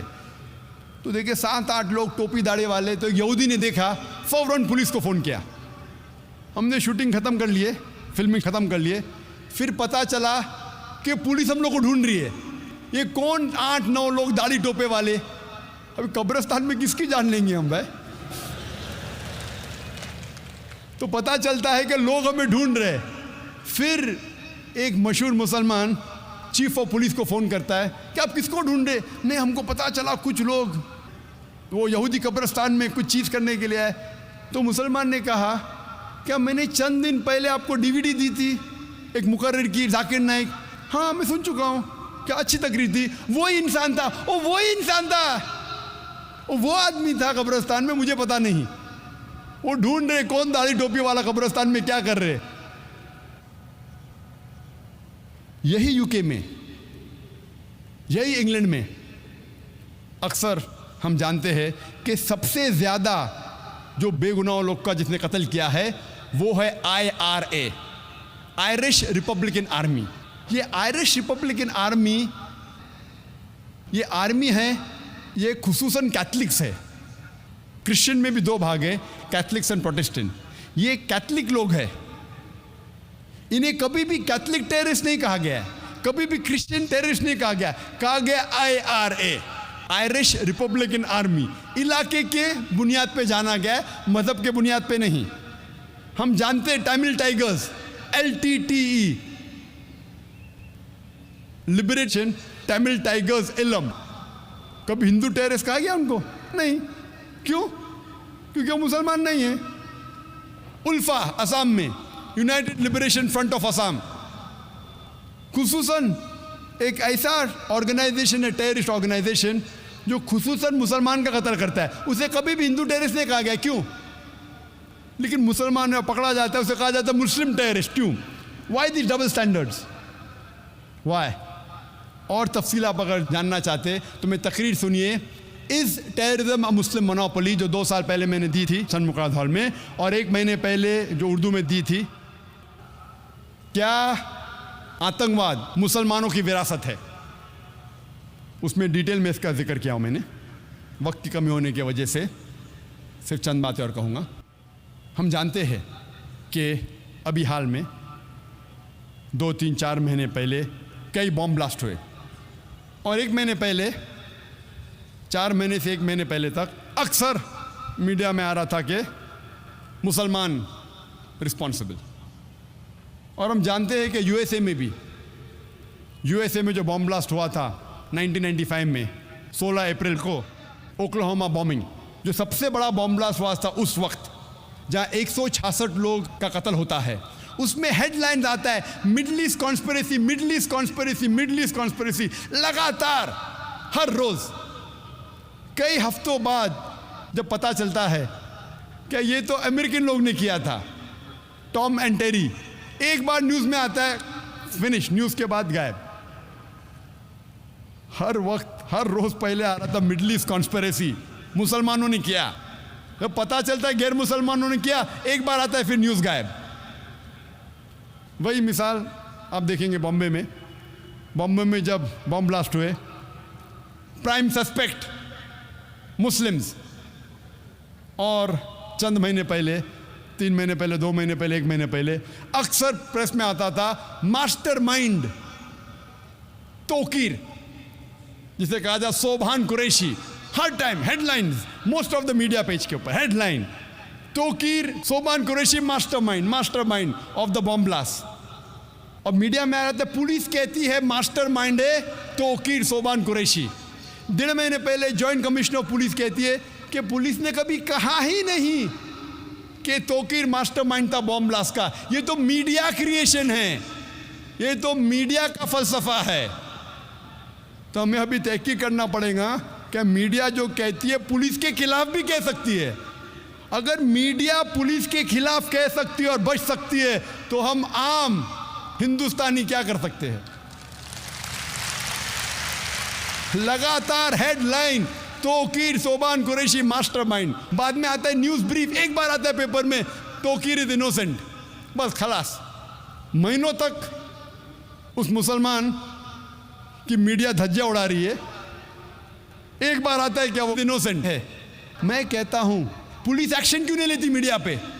अगर मीडिया पुलिस पे इल्ज़ाम लगा रही है कि पुलिस कहती है कि तोकीर सोबान कुरैशी मास्टरमाइंड था और जॉइंट कमिश्नर कहता है कि मैंने कभी कहा ही नहीं, पुलिस ने कहा ही नहीं, तो अब मीडिया को सू क्यों नहीं करते हैं? सू करो। एक बार आता है क्या वो मास्टरमाइंड नहीं था और न्यूज़ के बाद गायब। अक्सर लोग ने तो पढ़ा नहीं होगा उसको, लगातार महीनों तक आ रहा है मास्टरमाइंड, एक बार आता है कि नहीं है। इसीलिए Chief Justice of India K G. Balakrishnan कहते हैं, जो टाइम्स ऑफ इंडिया में इसकी रिपोर्ट आई थी 20 अक्टूबर 2008 में, Chief Justice of India K G. Balakrishnan कहते हैं कि media should not run a parallel trial. Media साथ साथ जिन लोगों पे इल्ज़ाम लगाया गया है उनके साथ ट्रायल नहीं करना चाहिए। मीडिया को क्या हक है? वो पुलिस अगर इल्ज़ाम लगाती है, पुलिस लेके जाएंगी उसको कोर्ट में और जज फैसला करेगा। ये मीडिया कब से फैसला करने लगी? Chief Justice of India K G. Balakrishnan कहते हैं कि मीडिया को क्या हक है? अगर पुलिस समझती है कोई गुनहगार है, उसको पकड़ती है, अभी तक उसको पेश भी नहीं किया जज के सामने, मीडिया कह देती है क्या ये टेररिस्ट है, मास्टरमाइंड है। मीडिया को क्या हक है? 2 साल पहले 2006 में जुलाई में बॉम्बे में ट्रेन सीरियल ब्लास्ट हुए, उसके 2-3 महीने बाद में तकरीर दिया था शनमुखराज हॉल में, इस टेररिज्म मुस्लिम मोनोपोली। उस वक्त मैंने कहा कि मीडिया कहती थी कि मदरसा आर रिस्पॉन्सिबल, मदरसा पे इल्ज़ाम लगाया गया। मैंने कहा मीडिया से, क्या एक भी आपके पास सबूत है? एक भी मदरसा हिंदुस्तान में, हिंदुस्तान के बाहर में नहीं जानता हूँ, एक भी मदरसा पेश करो सारे हिंदुस्तान में जो टेररिस्ट एक्टिविटी में इन्वॉल्व था, दहशतगर्दी में इन्वॉल्व था? एक भी नहीं, एक भी नहीं। फिर आप कैसे कहते हैं कि मदरसा टेररिस्ट को जन्म देता है? हो सकता है। मैं तो एक भी मदरसे के फारिग को नहीं जानता हूं हिंदुस्तान में जो दहशतगर्द है। हो सकता है एक आध आपको मिले, हो सकता है, मैं नहीं जानता हूं। लेकिन आप अगर चेक करेंगे, आप ट्रैक रिकॉर्ड देखेंगे, जितने टेररिस्ट का है, चाहे अमेरिका में हो, यूके में हो, हिंदुस्तान में हो, अक्सर टेररिस्ट के पास तो यूनिवर्सिटी डिग्री है, उनके स्कूल की डिग्री है। मेरे पास भी स्कूल की डिग्री है, बॉम्बे यूनिवर्सिटी की डिग्री है। तो क्या आप यूनिवर्सिटीज़ बंद करेंगे? आप अगर तहकीक भी करेंगे तो 1% भी आपको नहीं मिलेगा जितने टेररिस्ट है जो मदरसा से फारिग है। तो आप कैसा इल्ज़ाम लगा रहे मदरसे पे? 2 साल बाद 2008 में वापस से बम ब्लास्ट होता है। अभी मीडिया ढूंढ रही है मुसलमान जो IT स्पेशलिस्ट है, इंफॉर्मेशन टेक्नोलॉजी, मदरसा को छोड़ दिए। अभी बॉम्बे में पकड़ ली है पुलिस कौन मुसलमान IT स्पेशलिस्ट है, कौन मुसलमान तालीम याफ्ता है। आप अगर कंप्यूटर जानते हैं अंदर तहकीक के लिए, 2 साल पहले इल्ज़ाम लगाते मुसलमान अनपढ़, मदरसा सही तालीम देता नहीं, मुसलमान में तालीम होना चाहिए। 2 साल बाद यू टर्न, जो मुसलमान तालीम याफ्ता उसको पकड़ लिए।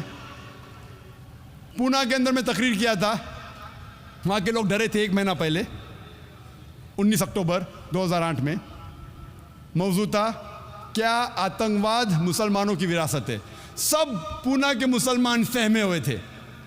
इल्ज़ाम था कई पूना के मुसलमानों पे। लाइमलाइट पे था मंसूर पीर बॉय जो IT स्पेशलिस्ट है, याहू के लिए काम करता है। उसकी तनख्वाह थी 19 लाख सालाना, 19 लाख। सोच सकते 19 लाख ने हर महीने 1.5 लाख से ज़्यादा कमाता है मुसलमान। उसको गिरफ्तार किया गया और इल्ज़ाम लगा गया था। तो मैं ना तोकीर सोबान कुरैशी को जानता हूँ, ना मेरा दोस्त है, मेरा दुश्मन है। मैं पीर बॉय को भी नहीं जानता हूँ, ये मंसूर पीर बॉय को। लेकिन लोग मुझे पूछते हैं, doctor Zakir Naik, do you consider Mansoor Peerbhoy to be terrorist? क्या आप समझते हैं मंसूर पीर बॉय टेररिस्ट है? तो मैंने कहा कि हज़ारों मुसलमानों को गिरफ्तार करते, हज़ारों मुसलमानों को इलीगली डिटेन करते, उनमें से 1% भी नहीं साबित होते टेररिस्ट है। तो अगर मैं लॉजिकली बात करूं तो मैं कहूँगा 99% मंजूर पीर boy is not a terrorist. 99% मंजूर पीर बॉय टेररिस्ट नहीं। मैंने तहकीक नहीं किया उसके ऊपर, मैं तो सिर्फ एवरेज बता रहा हूँ। एवरेज। मैं ना मंजूर पीर बॉय को जानता हूँ, ना मेरा दोस्त है, ना मेरा दुश्मन है, ना मैं उसके खिलाफ हूँ ना उसके फेवर में हूँ। हाल ही में एक हफ्ते पहले मीडिया मुझसे पूछती है, डॉक्टर जाकिर नाइक, क्या आप समझते हैं, ये चीज़ 1 साल पहले 2 साल पहले भी पूछी गई थी, क्या आप समझते हैं बिन लादेन टेररिस्ट है? तो मैंने कहा कि अगर मैं बीबीसी और CNN की बात मानूं तो मुझे यकीनन कहना पड़ेगा कि Osama bin Laden is the terrorist, Osama bin Laden दहशतगर्द है। लेकिन कुरान में लिखा है सूरह हुजुरात में सूरा नंबर 49 वर्स नंबर 6, जो इस तकरीर के शुरू में इमाम शेख अहमद अली अब्दुर्रहमान हुदैफी ने तिलावत की थी, उसमें लिखा है कि जब भी कोई फासिक आपको कोई ख़बर देता है उसकी तहकीक करो दूसरे तक पहुंचाने के पहले। तो अगर मैं BBC और CNN की बात मानूं, मुझे कहना ही पड़ेगा क्या बिन लादेन टेररिस्ट है। लेकिन मैं BBC और CNN के बुनियाद पे नहीं कह सकता हूं। आप मुझे पूछेंगे क्या is Osama bin Laden a terrorist, क्या ओसामा बिन लादेन दहशतगर्द है, मैं कहूँगा ना वो दहशतगर्द है ना ही साधु है। ओसामा बिन लादेन ना दहशतगर्द है ना साधु है, ना मेरा दोस्त है ना मेरा दुश्मन है, क्योंकि मैंने ओसामा बिन लादेन पे तहकीक नहीं की है। मैं मीडिया से पूछता हूं कि अंग्रेज़ जब भगत सिंह को टेररिस्ट कहते हैं, आप मानते हैं भगत सिंह टेररिस्ट है? वो मीडिया कहती नहीं, भगत सिंह तो देशभक्त था। तो मैंने कहा मैं भी मानता हूं भगत सिंह देशभक्त था, भगत सिंह टेररिस्ट नहीं था, क्योंकि मैंने हिंदुस्तान की तारीख की तहकीक की है, मैं जानता हूं वो देशभक्त था, इसीलिए मैं अंग्रेज़ के बात को नहीं मानता हूं। फिर मैं मीडिया से पूछता हूँ, वही अंग्रेज़ आज कहते हैं ओसामा बिन लादेन टेररिस्ट है, तो आप अंग्रेज़ की बात क्यों मानते? तो वो मीडिया हंसने लगता है। मैं बोलता हूँ हिंदुस्तानी मीडिया से, आपको डबल स्टैंडर्ड क्यों? वही अंग्रेज़ भगत सिंह को टेररिस्ट कहते, आप कहते गलत है, आज वो कहते ओसामा बिन लादेन टेररिस्ट, आप बोलते सही है। मैं वापस से कहना चाहता हूँ, ओसामा बिन लादेन ना मेरा दोस्त है ना मेरा दुश्मन है, ना मैं उसे जानता हूँ, तो मैं ओसामा बिन लादेन के ना फेवर में हूँ ना अगेंस्ट हूँ। मैं तो सिर्फ कुरान में जो इन्फॉर्मेशन है कह रहा हूँ, तो आप ये गलत मत समझो। मैं कहता हूँ मेरे नज़रिए से ना टेररिस्ट है ना सेंट है, ना दहशतगर्द है ना साधु है, ना अच्छा है ना बुरा है। मैंने तहकीक किया ही नहीं, क्योंकि मैं पढ़ चुका हूँ, कई DVD देख चुका हूँ जिसमें लिखा है कि 9/11 की जिम्मेदार खुद US गवर्नमेंट है।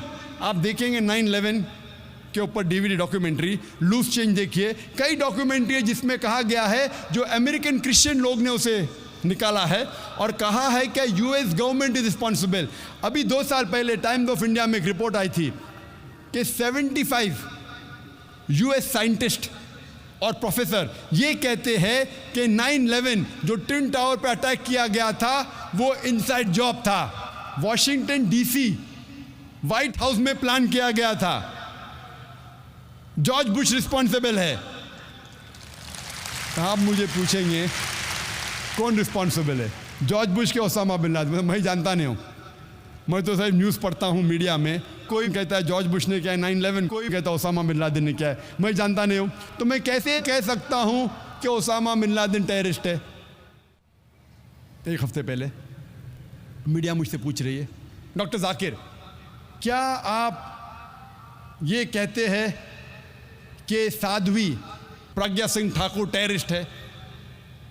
मेरा जवाब वही था, मेरे नज़रिए में साध्वी प्रज्ञा सिंह ठाकुर ना दहशतगर्द है ना वो साधु है। She is neither a terrorist neither is she a saint, क्योंकि मैंने उसके ऊपर तहकीक नहीं की है। तो मैं कैसे कह सकता हूँ कि साध्वी प्रज्ञा सिंह ठाकुर टेररिस्ट है? ये पुलिस उसे पकड़ी है, ATS वाले कह रहे हैं कि उसने बॉम्ब ब्लास्ट किया है, मैं नहीं जानता हूँ। अभी कुछ हफ्ते पहले हेडलाइंस कई न्यूज़ में, इंडिया के न्यूज़ चैनल्स में आ रहा था कि डॉक्टर जाकिर नाइक कहता है कि ओसामा बिन लादेन टेररिस्ट नहीं है। मेरे सेंटेंस को आउट ऑफ कॉन्टेक्स्ट कोट कर रही है। और टेलीविजन पे दिखाया Osama bin Laden is not a terrorist, आधे सेंटेंस को दिखाते, पूरा सेंटेंस में क्या है, Osama bin Laden is not a terrorist neither a saint, आधा जुमला दिखाते और लोग मेरे खिलाफ कहते हैं जाकिर अभी ओसामा बिन लादेन को सपोर्ट कर रहा है। मैंने किधर सपोर्ट किया उसको? ना मैं उसके सपोर्ट में ना खिलाफ हूँ। जैसा मैंने इंटरव्यू में कहा कि साध्वी प्रज्ञा सिंह ठाकुर वो टेररिस्ट नहीं है, ना साधु है, मैं नहीं जानता हूँ। हिंदुस्तान टाइम्स में आया Sadhvi Singh get support from an unprecedented quarter, एक ऐसे इदारे से सपोर्ट मिलता है, president of Islamic research Foundation. भाई मैंने साध्वी को सपोर्ट नहीं किया। मैंने कहा Sadhvi neither a terrorist nor a saint. मैंने कहाँ से सपोर्ट किया? ना मैं इल्ज़ाम लगाया ना सपोर्ट किया, क्योंकि मैंने साध्वी की हिस्ट्री पे तहकीक किया ही नहीं। तो कैसा मैं कह सकता हूँ क्या वो टेररिस्ट है या साधु है? मैं नहीं कह सकता। जिस तरीके से बिन लादेन के बारे में मैं नहीं कहता हूँ अच्छा है कि बुरा है, उसी तरीके साध्वी के बारे में मैंने तहकीक नहीं की है। भगत सिंह कह सकता हूँ क्या टेररिस्ट नहीं था, क्योंकि मैंने तहकीक की है। मीडिया मुझसे पूछती है 1 महीने से पुलिस हिंदू टेररिस्ट को पकड़ रही है, आपको क्या कहना है ये हिंदू टेररिस्ट के बारे में? और मीडिया मुझसे पूछने लगी कि LK अडवाणी अब कह रहा है कि ये हिंदू टेररिस्ट नहीं है, हिंदू टेररिस्ट बोलना गलत है, आपकी क्या राय LK अडवाणी के बारे में? तो मैंने कहा मैं तालिब इल्म हूँ, I am a student of Islam and comparative religion. मैं तालिब हूँ इस्लाम और कंपैरेटिव रिलीजन का। मैं हिंदू मजहबी किताब पढ़ चुका हूँ। हिंदू मजहबी किताबों में कहीं नहीं लिखा है क्या हिंदू लोग बेगुनाह इंसानों को बम से उड़ाना चाहिए। हिंदू मजहबी किताब में कहीं नहीं लिखा है। तो हिंदू टेररिस्ट बोलना बिल्कुल गलत है, क्योंकि मैं हिंदू मजहबी किताब पढ़ चुका हूँ। जिस तरीके से मैं कहता हूँ कि मुस्लिम टेररिस्ट बोलना गलत है, तो LK अडवाणी बिल्कुल 100% सही है। इस बात पे मैं कहता हूँ LK अडवाणी सही है। कुछ साल पहले LK अडवाणी ने कहा था कि जो आदमी बलात्कार करता है उसके लिए तजवीज़ की थी जब वो होम मिनिस्टर था। LK अडवाणी ने कहा था, श्री LK अडवाणी ने, कि जो आदमी बलात्कार करता है उसको मिलना चाहिए सज़ाए मौत। तो मैंने कहा मैं LK अडवाणी की इस बात को 100% तस्लीम करता हूँ। बाकी बातें सही होंगी या गलत होंगी वो अलग है, इस बात पे तस्लीम करता हूँ। अभी मैं दूसरी बात को तस्लीम करता हूँ। जब LK अडवाणी कहता है कि हिंदू टेररिस्ट बोलना गलत है, मैं उनकी बात को बिल्कुल मानता हूँ। LK अडवाणी ने हिंदू मजहबी किताब का मुताला किया है कि नहीं मैं नहीं जानता, लेकिन मैंने तो किया है। वो किस वजह से कह रहा है हिंदू टेररिस्ट नहीं बोलना चाहिए, मैं जानता नहीं हूँ, मैं पॉलिटिशियन नहीं हूँ। लेकिन क्योंकि मैं स्टूडेंट हूँ इस्लाम और कंपैरेटिव रिलीजन का, मैं ये जानता हूँ कि इन लोगों को लेफ्टिनेंट कर्नल प्रसाद पुरोहित या साध्वी सिंह ठाकुर को हिंदू टेररिस्ट बोलना गलत है, क्योंकि हिंदू मज़हब में कहीं नहीं लिखा है कि बम से मासूमों को उड़ाना चाहिए। और हमारे देश में कानून है इनोसेंट अंटिल प्रूवन गिल्टी, यानी कोई भी इंसान मासूम है जब तक उसका जुर्म साबित नहीं हुआ। लेकिन जब मुसलमान पकड़े जाते लॉ उल्टा हो जाता है, गिल्टी अंटिल प्रूवन इनोसेंट, यानी आप गुनहगार है जब तक आप मासूम नहीं साबित किए जाते। क्यों? हिंदुस्तान का कानून है कि कोई भी हिंदुस्तान का नागरिक, कोई भी इंसान पकड़ा जाता है वो मासूम है जब तक उसका गुनाह साबित नहीं होता। जब मुसलमान पकड़ा जाता है तो वो गुनहगार है, मुजरिम है, जब तक वो मासूम नहीं साबित किया जाता। क्यों? मेरे डबल स्टैंडर्ड्स नहीं है। जब मैं कहता हूँ मुस्लिम टेररिस्ट बोलना गलत है, तो मैं वो भी कहता हूँ कि हिंदू टेररिस्ट बोलना गलत है। जब मैं कहता हूँ बिन लादेन मैं जानता नहीं हूँ, बिन लादेन को तो किसने पकड़ा ही नहीं अभी तक, साध्वी को तो पकड़ा, पुलिस ने इंटरोगेट किया, फिर भी मैं कहता हूँ कि मैं जानता नहीं हूँ। बिन लादेन को किसने पकड़ा? वो जॉर्ज बुश ने कहा टोनी ब्लेयर से क्या प्रूफ है, दुनिया को तो नहीं दिखाया। यहाँ तो पुलिस ने इंटरोगेट किया साध्वी को, लेफ्टिनेंट कर्नल पुरोहित को, फिर भी मैं कहता हूँ कि मैं उन्हें नहीं मुजरिम ठहरा सकता हूँ तब तक जब तक कोर्ट फैसला नहीं करती। और हम मुसलमानों को अल्हम्दुलिल्लाह सुम्मा अल्हम्दुलिल्लाह इंडियन जुडिशरी सिस्टम पे नाज है,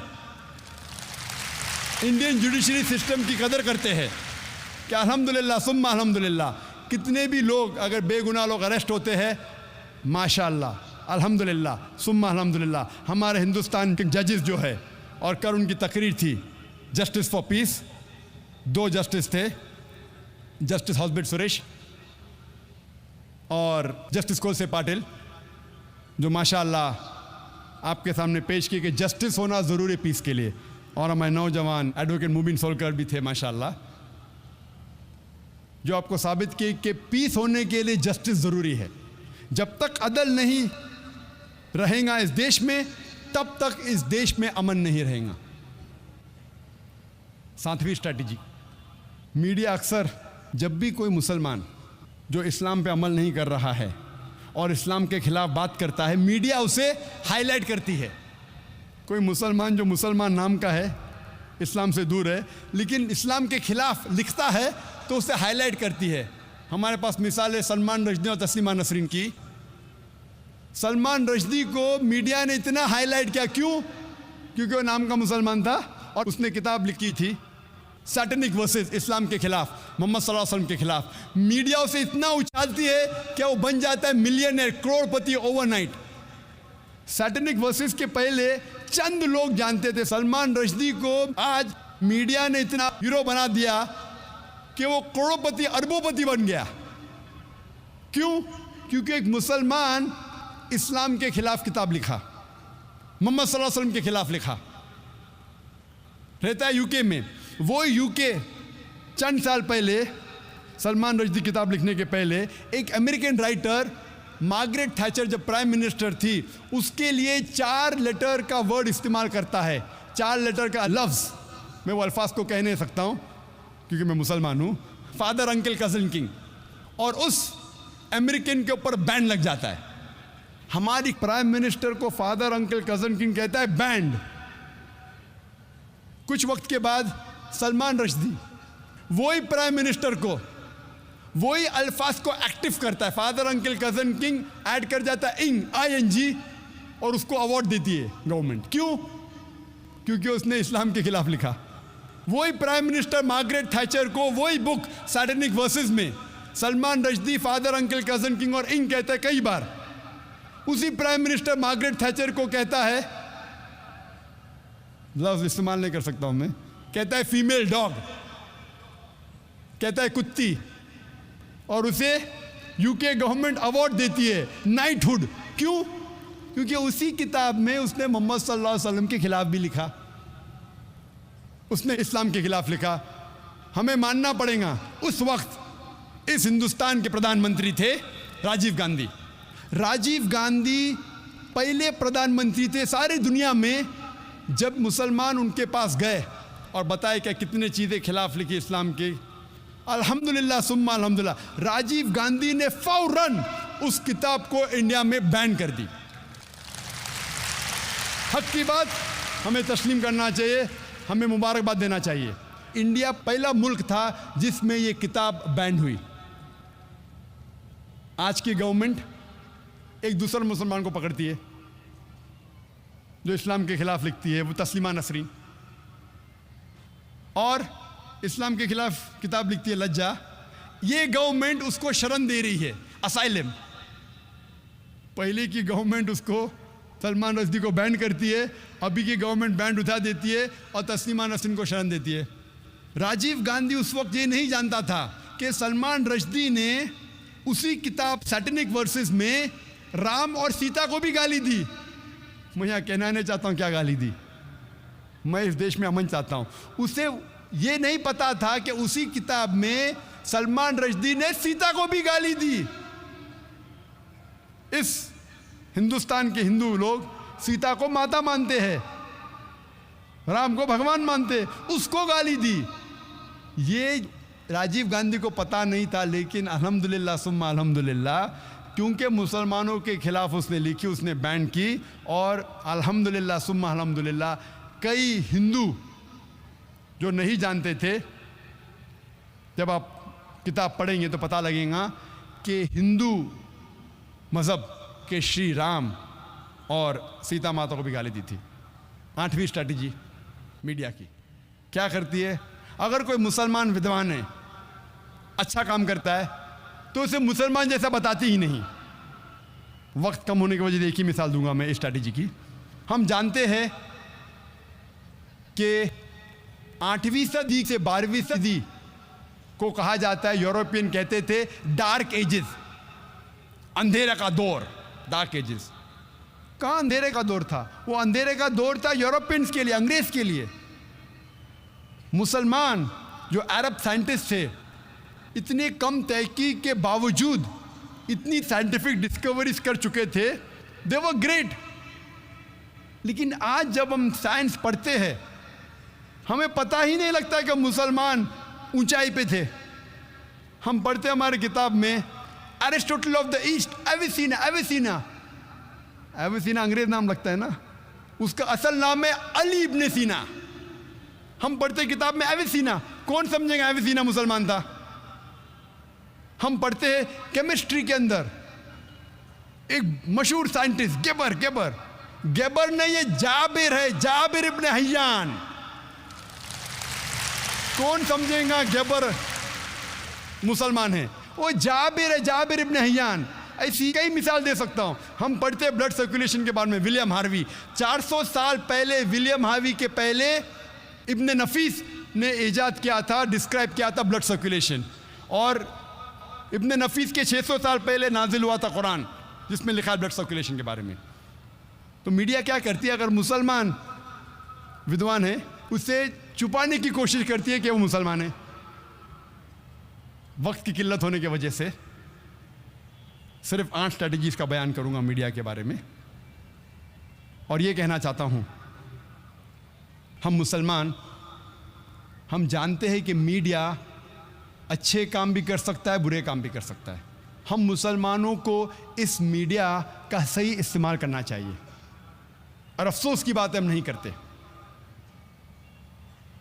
लेकिन दुश्मन इस्लाम मीडिया का पूरा इस्तेमाल कर रहे हैं इस्लाम के खिलाफ काम करने के लिए। और एक आर्टिकल आया था टाइम्स मैगजीन में 16 अप्रैल 1979 में, जिसमें क्रिश्चियन ऑथर लिखता है, एक क्रिश्चियन रिसर्चर लिखता है कि 150 साल में, सन 1800 से सन 1950 तक के इस 150 साल के दरमियान 60,000 से ज़्यादा किताबें लिखी गई थी इस्लाम के खिलाफ। यानी हर रोज़ 1 से ज़्यादा किताब लिखी गई थी इस्लाम के खिलाफ इन 150 साल में। अभी 9/11 के बाद, 9 सितंबर 2001 के बाद, ये तादाद कई गुना ज़्यादा बढ़ गई। हर रोज़ कई किताबें लिखी जा रही इस्लाम के खिलाफ। हम मुसलमान इस मीडिया का इस्तेमाल नहीं कर रहे हैं। हिंदुस्तान की मिसाल लो, हिंदुस्तान में कितने मुसलमान हैं? हम कह सकते हैं कि 18 करोड़, 20 करोड़, 18 से 20 करोड़ मुसलमान हैं हिंदुस्तान में। जब तहकीक करते हैं कि कोई भी दावती मैगजीन है हिंदुस्तान में, वो कितनी तादाद में छपती है? आप हिंदुस्तान की दावती मैदान की मैगजीन लेंगे, चाहे इंग्लिश हो या उर्दू हो या हिंदी हो, आप ये कह सकते हैं, मैं पूछना चाहता हूँ सामाइन से, ऑडियंस से, कि हिंदुस्तान में सबसे ज़्यादा दावती मैगजीन कितनी तादाद में छपती है और कौन सी है? हिंदुस्तान में दावती मैदान में कौन सी मैगजीन सबसे ज़्यादा तादाद में छपती है? ट्राई कर सकते, गेस कर सकते? इस्लामिक वॉइस, उसकी तादाद है 12,000 से 15,000। 12,000 से 15,000। जब अमेरिका गया था मैं, तो वहाँ चंद साल पहले एक मैगजीन है जो इस्ना निकालती है, होराइजन। वो हर महीने छापती है 50,000। 50,000। ये है मुसलमान मीडिया का इस्तेमाल कर रही है। एक क्रिश्चियन ऑर्गेनाइजेशन है जिसे कहा जाता है जोहाज विटनेसेस। मेन स्ट्रीम क्रिश्चियन नहीं है, एक ऑफशूट है, एक छोटा सा शाख है। जो मेन क्रिश्चियंस कहते हैं ये क्रिश्चियन ही नहीं है, तो मेन स्ट्रीम क्रिश्चियंस कहते हैं जोवाज विटनेस ईसाई है ही नहीं, लेकिन वो लोग अपने आप को ईसाई कहते हैं। मैं पूछना चाहता हूं, ये मैगजीन है उनकी वॉच टावर, ये मैगजीन है। मैं आपसे पूछना चाहता हूं, क्या आप गेस कर सकते हैं कि कितनी तादाद में छपती है किताब? एक ईसाई ऑर्गेनाइजेशन ऑफशूट है, मेन स्ट्रीम नहीं, एक शाख है। अक्सर क्रिश्चियन कहते हैं क्रिश्चियन है। आप गेस कर सकते हैं कितनी तादाद में छपती है किताब? कितनी तादाद में? लाख के आसपास, 1 लाख के आसपास भाई साहब कह रहे। कोई गेस कर सकता है कितनी तादाद में छपती है? Million, 1 million, 1 million. कोई कहता है लाख, कोई कहता है 10 लाख। 10 लाख क्या होता है पता है आपको? 2 मिलियन, 20 लाख। ये ऑक्शनिंग हो रहा है, 1 मिलियन, 2 मिलियन ऑक्शनिंग हो रहा है। ये वॉच टावर मैगजीन, इसकी तादाद छपने की है 37.1 मिलियन, 3,71 लाख। और ये हर महीने नहीं छपती, महीने में 2 बार छपती है, फोर्टनाइटली है। ये 4 कलर मैगजीन है, 4 कलर। इसकी क्वालिटी माशाअल्लाह। 37.1 मिलियन हर 2 हफ्ते, यानी हर महीने 74.2 मिलियन, हर महीने 7 करोड़ 42 लाख, 7 करोड़ 42 लाख। मुसलमान छापना तो दूर, सोच भी नहीं सकते हैं। छापने की बात दूर है, सोच भी नहीं सकते हैं। 74.2 मिलियन हर महीने, हर 2 हफ्ते 37.1 मिलियन। वही ऑर्गेनाइजेशन और एक मैगजीन छापती है, सिर्फ एक नहीं, अवेक। इसकी तादाद कितनी? हर महीने छापती है 35.754 मिलियन, यानी 3 करोड़ 57 लाख हर महीने छापती है वही ऑर्गेनाइजेशन। ये वॉच टावर छापती है 169 लैंग्वेजेस में। कितने? 169 लैंग्वेजेस में वॉच टावर। अवेक 81 लैंग्वेजेस में, 81 जबानों में छापती है हर महीने। और ये वॉच टावर 169 लैंग्वेजेस में हर 2 हफ्ते में छापती है। अक्सर ये किताबें फ्री बांटी जाती है, फ्री। नाम के लिए अगर खरीदने जाएंगे 2 रुपया, 2 रुपये की चाय भी नहीं मिलती आपको। छापने की कीमत कई ज़्यादा। ये मीडिया का इस्तेमाल कर रहे तबलीग करने के लिए। हम मुसलमान, अल्लाह के रसूल फरमाते हैं सही हदीस में, सही बुखारी में, बल्लिगु अन्नी वलो आया, propagate even if it be 1 verse. अगर एक भी आयत आप जानते हैं इस्लाम के बारे में, आप इसको दूसरे तक पहुंचाओ। ये क्रिश्चियन मिशनरी पूरा इस्तेमाल कर रहे मीडिया का। कई बार वो गलत इस्तेमाल भी करते हैं। एक बार एक पोस्टर मुझे मिला था, एक पैम्फलेट। ये बड़ा पोस्टर भी है, ये पैम्फलेट है। मैंने एक अरब शेख से पूछा, शेख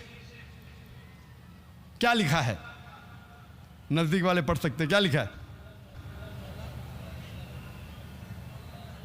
अल्लाह मोहम्मद, अल्लाह मोहम्मद। मैंने शेख से पूछा, यहाँ भी माशाअल्लाह बहुत से लोग बैठे हुए, माशाअल्लाह, शेख मौलाना, अल्लाह मोहम्मद। मैंने कहा शेख गौर से पढ़िए। फिर से कहा अल्लाह मोहम्मद सल्लल्लाहु अलैहि वसल्लम, और गौर से पढ़िए अल्लाह मोहम्मद सल्लल्लाहु अलैहि वसल्लम। माशाअल्लाह सब लोग बैठे, अरबी दान। दूर से तो कह रहे हैं, गौर करके पढ़ेंगे तो लिखा है अल्लाह मोहब्बा, अल्लाह मोहब्बा, गॉड इज लव, खुदा है प्यार।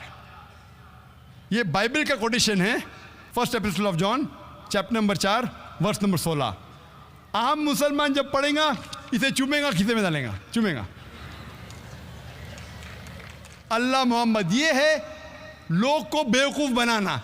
ऐसा लिखा हुआ है कि आम मुसलमान अरबी दानी से अल्लाह मोहम्मद पढ़ेगा सल्लल्लाहु अलैहि वसल्लम, लेकिन अल्लाह मोहब्बा,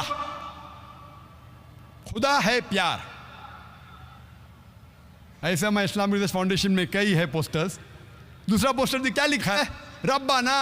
रब्बाना के बाद रब्बाना आतीना फिद दुनिया। फौरन हमें आदत है पढ़ने की, गौर से पढ़ेंगे। लिखा है अब्बाना, आवर फादर, हमारे वालिद, who art in heaven, hallowed be thy name.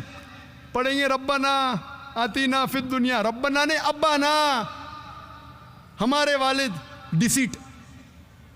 कोशिश करते हैं मीडिया का इस्तेमाल कर रहे, हक से इंसान नहीं आता है तो इंसान को बेवकूफ़ बनाना। ऐसे कई मिसाल है। आप अगर मेरी कैसेट देखेंगे, डिसीट इन क्रिश्चियन इवेंजलिज्म, अभी वक्त कम है तो कई मिसाल पेश कर सकता हूँ मैं। डिसीट इन क्रिश्चियन इवेंजलिज्म, मैं हमेशा कहता हूँ कि Christianity product is 0 but marketing is 100%। Marketing media अल्हम्दुलिल्लाह सुम्मा अल्हम्दुलिल्लाह 100%, प्रोडक्ट 0। इस्लाम प्रोडक्ट 100%, माशाअल्लाह, मार्केटिंग 0। प्रोडक्ट हमारा दीन जो है माशाअल्लाह 100%। इन्ना दीना इंदल्लाहिल इस्लाम। अल्लाह ताला फरमाते हैं सूरह इमरान में, सूरह नंबर 3 आयत नंबर 19 में, सिर्फ दीन जो सही दीन है अल्लाह के नज़दीक वो इस्लाम। लेकिन हम मुसलमान अल्लाह के पैगाम पे अमल नहीं करते, हमारे रसूल के पैगाम पे अमल नहीं करते। अल्लाह के रसूल फरमाते बल्लिगो अन्नी वलो आया, कि आप एक भी आयत जानते इस्लाम के बारे में उसे फैलाओ। लेकिन हम मुसलमान नहीं फैलाते। क्यों? आप क्रिश्चियन मिशनरीज को देखेंगे, अगर आप जानते जिमी स्वैगैट के बारे में, जिमी स्वैगैट जिसने शेख अहमद दीदात के साथ मुनाजरा किया था, उसका खर्चा एक साल में उसको कम से कम $400 मिलियन चाहिए। हर रोज़ $1 मिलियन से ज़्यादा उसका खर्चा है। 5 करोड़ रुपये से ज़्यादा हर रोज़ खर्चा है उसका दावा करने के लिए। 5 करोड़ से ज़्यादा हर रोज़ जिमी स्वैगैट। और ऐसे अमेरिका में कई ऑर्गेनाइजेशन हैं जिनका दिन का खर्चा $1 मिलियन से ज़्यादा है, 5 करोड़ से ज़्यादा है। मैं सारी दुनिया में कोई भी दावती इस्लामिक इदारे को नहीं जानता हूँ मेरे इल्म में जो 10% भी ये खर्चा करता है। मैं नहीं जानता हूँ, अल्लाह आलम। मैं एक सैकड़ों दावती ऑर्गेनाइजेशन में जा चुका हूँ। कोई भी दावती ऑर्गेनाइजेशन पूरी दुनिया में नहीं जानता हूँ जिसका खर्चा 10% भी है। मैं नहीं जानता। आप देखते हैं कि मीडिया, आज जैसा मैंने कहा कि मीडिया अक्सर, हमारे उल्मा कहते हैं कि मीडिया से बचो, और मैं बिल्कुल उनके साथ हूँ। और सबसे मशहूर मीडिया आज की तारीख में है वो है टेलीविज़न। इस टेलीविज़न पे अच्छाइयाँ भी बुराइयाँ भी है, लेकिन बुराइयाँ ज़्यादा है। हमारे उल्मा, हमारे शेख, हमारे दानिश्वर कहते मीडिया से बचो, मैं उनके साथ हूँ। आज की तहकीक ये कहती है कि 20,000 से ज़्यादा चैनल्स है, इसका बजट है $400 बिलियन। सिर्फ अमेरिका में 2,000 से ज़्यादा चैनल है, उसमें 100 से ज़्यादा क्रिश्चियन चैनल है। यूके में कितने चैनल है? सारी दुनिया में सैकड़ों क्रिश्चियन चैनल्स है, ईसाई चैनल्स है, हिंदू चैनल्स है, जैन चैनल है। हमें मानना पड़ेगा 99% जितने भी सैटेलाइट चैनल्स है हराम है। मानना पड़ेगा 99% से ज़्यादा जितने सैटेलाइट चैनल्स है हराम है। ऑब्सिनिटी है, उरियानियत है, इस्लाम के ख़िलाफ़ है, वाहियात पना है, पोर्नोग्राफी है, हराम है, मानना पड़ेगा। इसीलिए हमारे स्कूल में जो भी एडमिशन लेता है उसके घर में केबल टीवी नहीं होना चाहिए। लेकिन हम अगर इस मीडिया को जो गलत चीज़ फैलाती है, क्यों न उसे सही चीज़ में तब्दील करें। हम अगर देखेंगे क्रिश्चियन चैनल सैकड़ों है, सिर्फ हिंदुस्तान में साउथ इंडियन लैंग्वेजेस में कई चैनल्स है क्रिश्चियनिटी फैलाने के लिए। और सबसे फेमस चैनल दुनिया में गॉड टीवी। गॉड टीवी 1995 में शुरू हुआ था। उसका बजट मैं नहीं कहूँगा, बहुत है। 15 सैटेलाइट्स पे आता है। मुस्लिम सैटेलाइट चैनल कितने हैं? सबसे पहला इकरा 1998 में। आज मेरी तहकीक के हिसाब से 50 इस्लामिक चैनल भी नहीं है, और 30 से ज़्यादा अरबी चैनल है। अरबी चैनल मतलब दावती नहीं, इसलाह कर रहे अरबों के साथ, अच्छा काम कर रहे अल्हम्दुलिल्लाह, मैं उनके खिलाफ नहीं हूँ, लेकिन दावती मैदान में नहीं है। हार्डली 10 या 15 मुस्लिम चैनल्स होंगे सारी दुनिया में जो गैर अरबी ज़बान में हैं। हम मुसलमान बहुत पीछे हैं, मीडिया के लिहाज से बहुत पीछे है। हमें ये मीडिया जो इस्लाम के खिलाफ जंग कर रहा है, हमें इसे दावती मैदान में बदलना चाहिए। और 3 साल पहले मैंने अंग्रेज़ी में यही मौजू पे तकरीर की थी दुबई में, जब शेख मोहम्मद राशिद अल मखतूम, जब उन्होंने मुझे बुलाए थे, दावत दी थी होली कुरान इंटरनेशनल अवार्ड जो उनका होता है सालाना, दुबई में तकरीर की थी 2005 में अक्टूबर में। और उस वक्त माशाअल्लाह लोग कहते थे दुबई में सबसे बड़ा मजमा था, 11,000 लोग थे। दुबई में 4,000 5,000 डांस के लिए आते, लेकिन इस्लामिक तकरीर के लिए 11,000 सबसे बड़ा मजमा था। तकरीर किया था media and Islam, war of peace. और मैंने कहा कि मीडिया इस्लाम के खिलाफ जंग कर रही है, लेकिन इस्लाम मीडिया से अमन करना चाहता है। और इस अमन का पैगाम पहुंचाने के लिए अल्हम्दुलिल्लाह सुम्मा अल्हम्दुलिल्लाह 3 महीने बाद जनवरी 2006 में एक नया चैनल वजूद में आया जिसका नाम है पीस टीवी।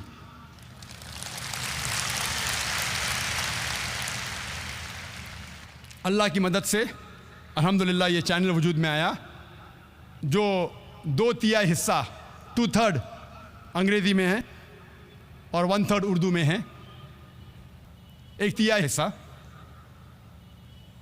और हमने अल्लाह सुब्हानहू तआला से दुआ की, चैनल शुरू करना तो मुश्किल है, लेकिन शुरू करने के बाद कुरान और हदीस पे चलाना और मुश्किल है। अल्लाह सुब्हानहू तआला से दुआ की थी मैंने कि अगर चैनल को कुरान और हदीस के मुताबिक नहीं चला सकूं तो बंद करना बेहतर है। कि अल्लाह सुब्हानहू तआला ने अल्हम्दुलिल्लाह 3 साल होने आ रहे हैं और अल्लाह सुब्हानहू तआला ने अल्हम्दुलिल्लाह मकबूलियत की। और अभी अल्हम्दुलिल्लाह सबसे ज़्यादा देखा जाने वाला इस्लामिक सैटेलाइट चैनल सारी दुनिया में वो है पीस टीवी अल्हम्दुलिल्लाह।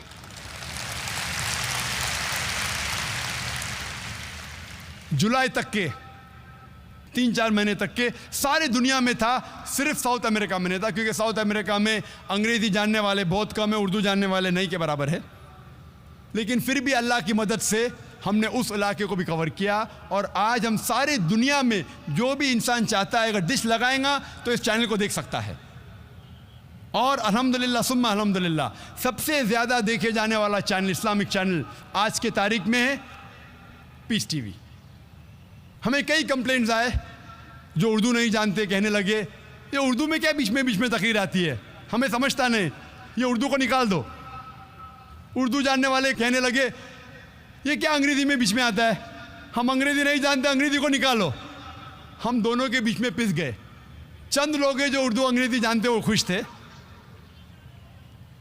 उस तकरीर के, दुबई के तकरीर के बाद 3 महीने बाद पीस टीवी वजूद में आया और हम अल्लाह से दुआ करते इंशाअल्लाह इस तकरीर के बाद इंशाअल्लाह 6 या 8 महीने बाद मई, जून या जुलाई में 2009 में इंशाअल्लाह एक नया चैनल पीस टीवी उर्दू इंशाअल्लाह वजूद में आएगा।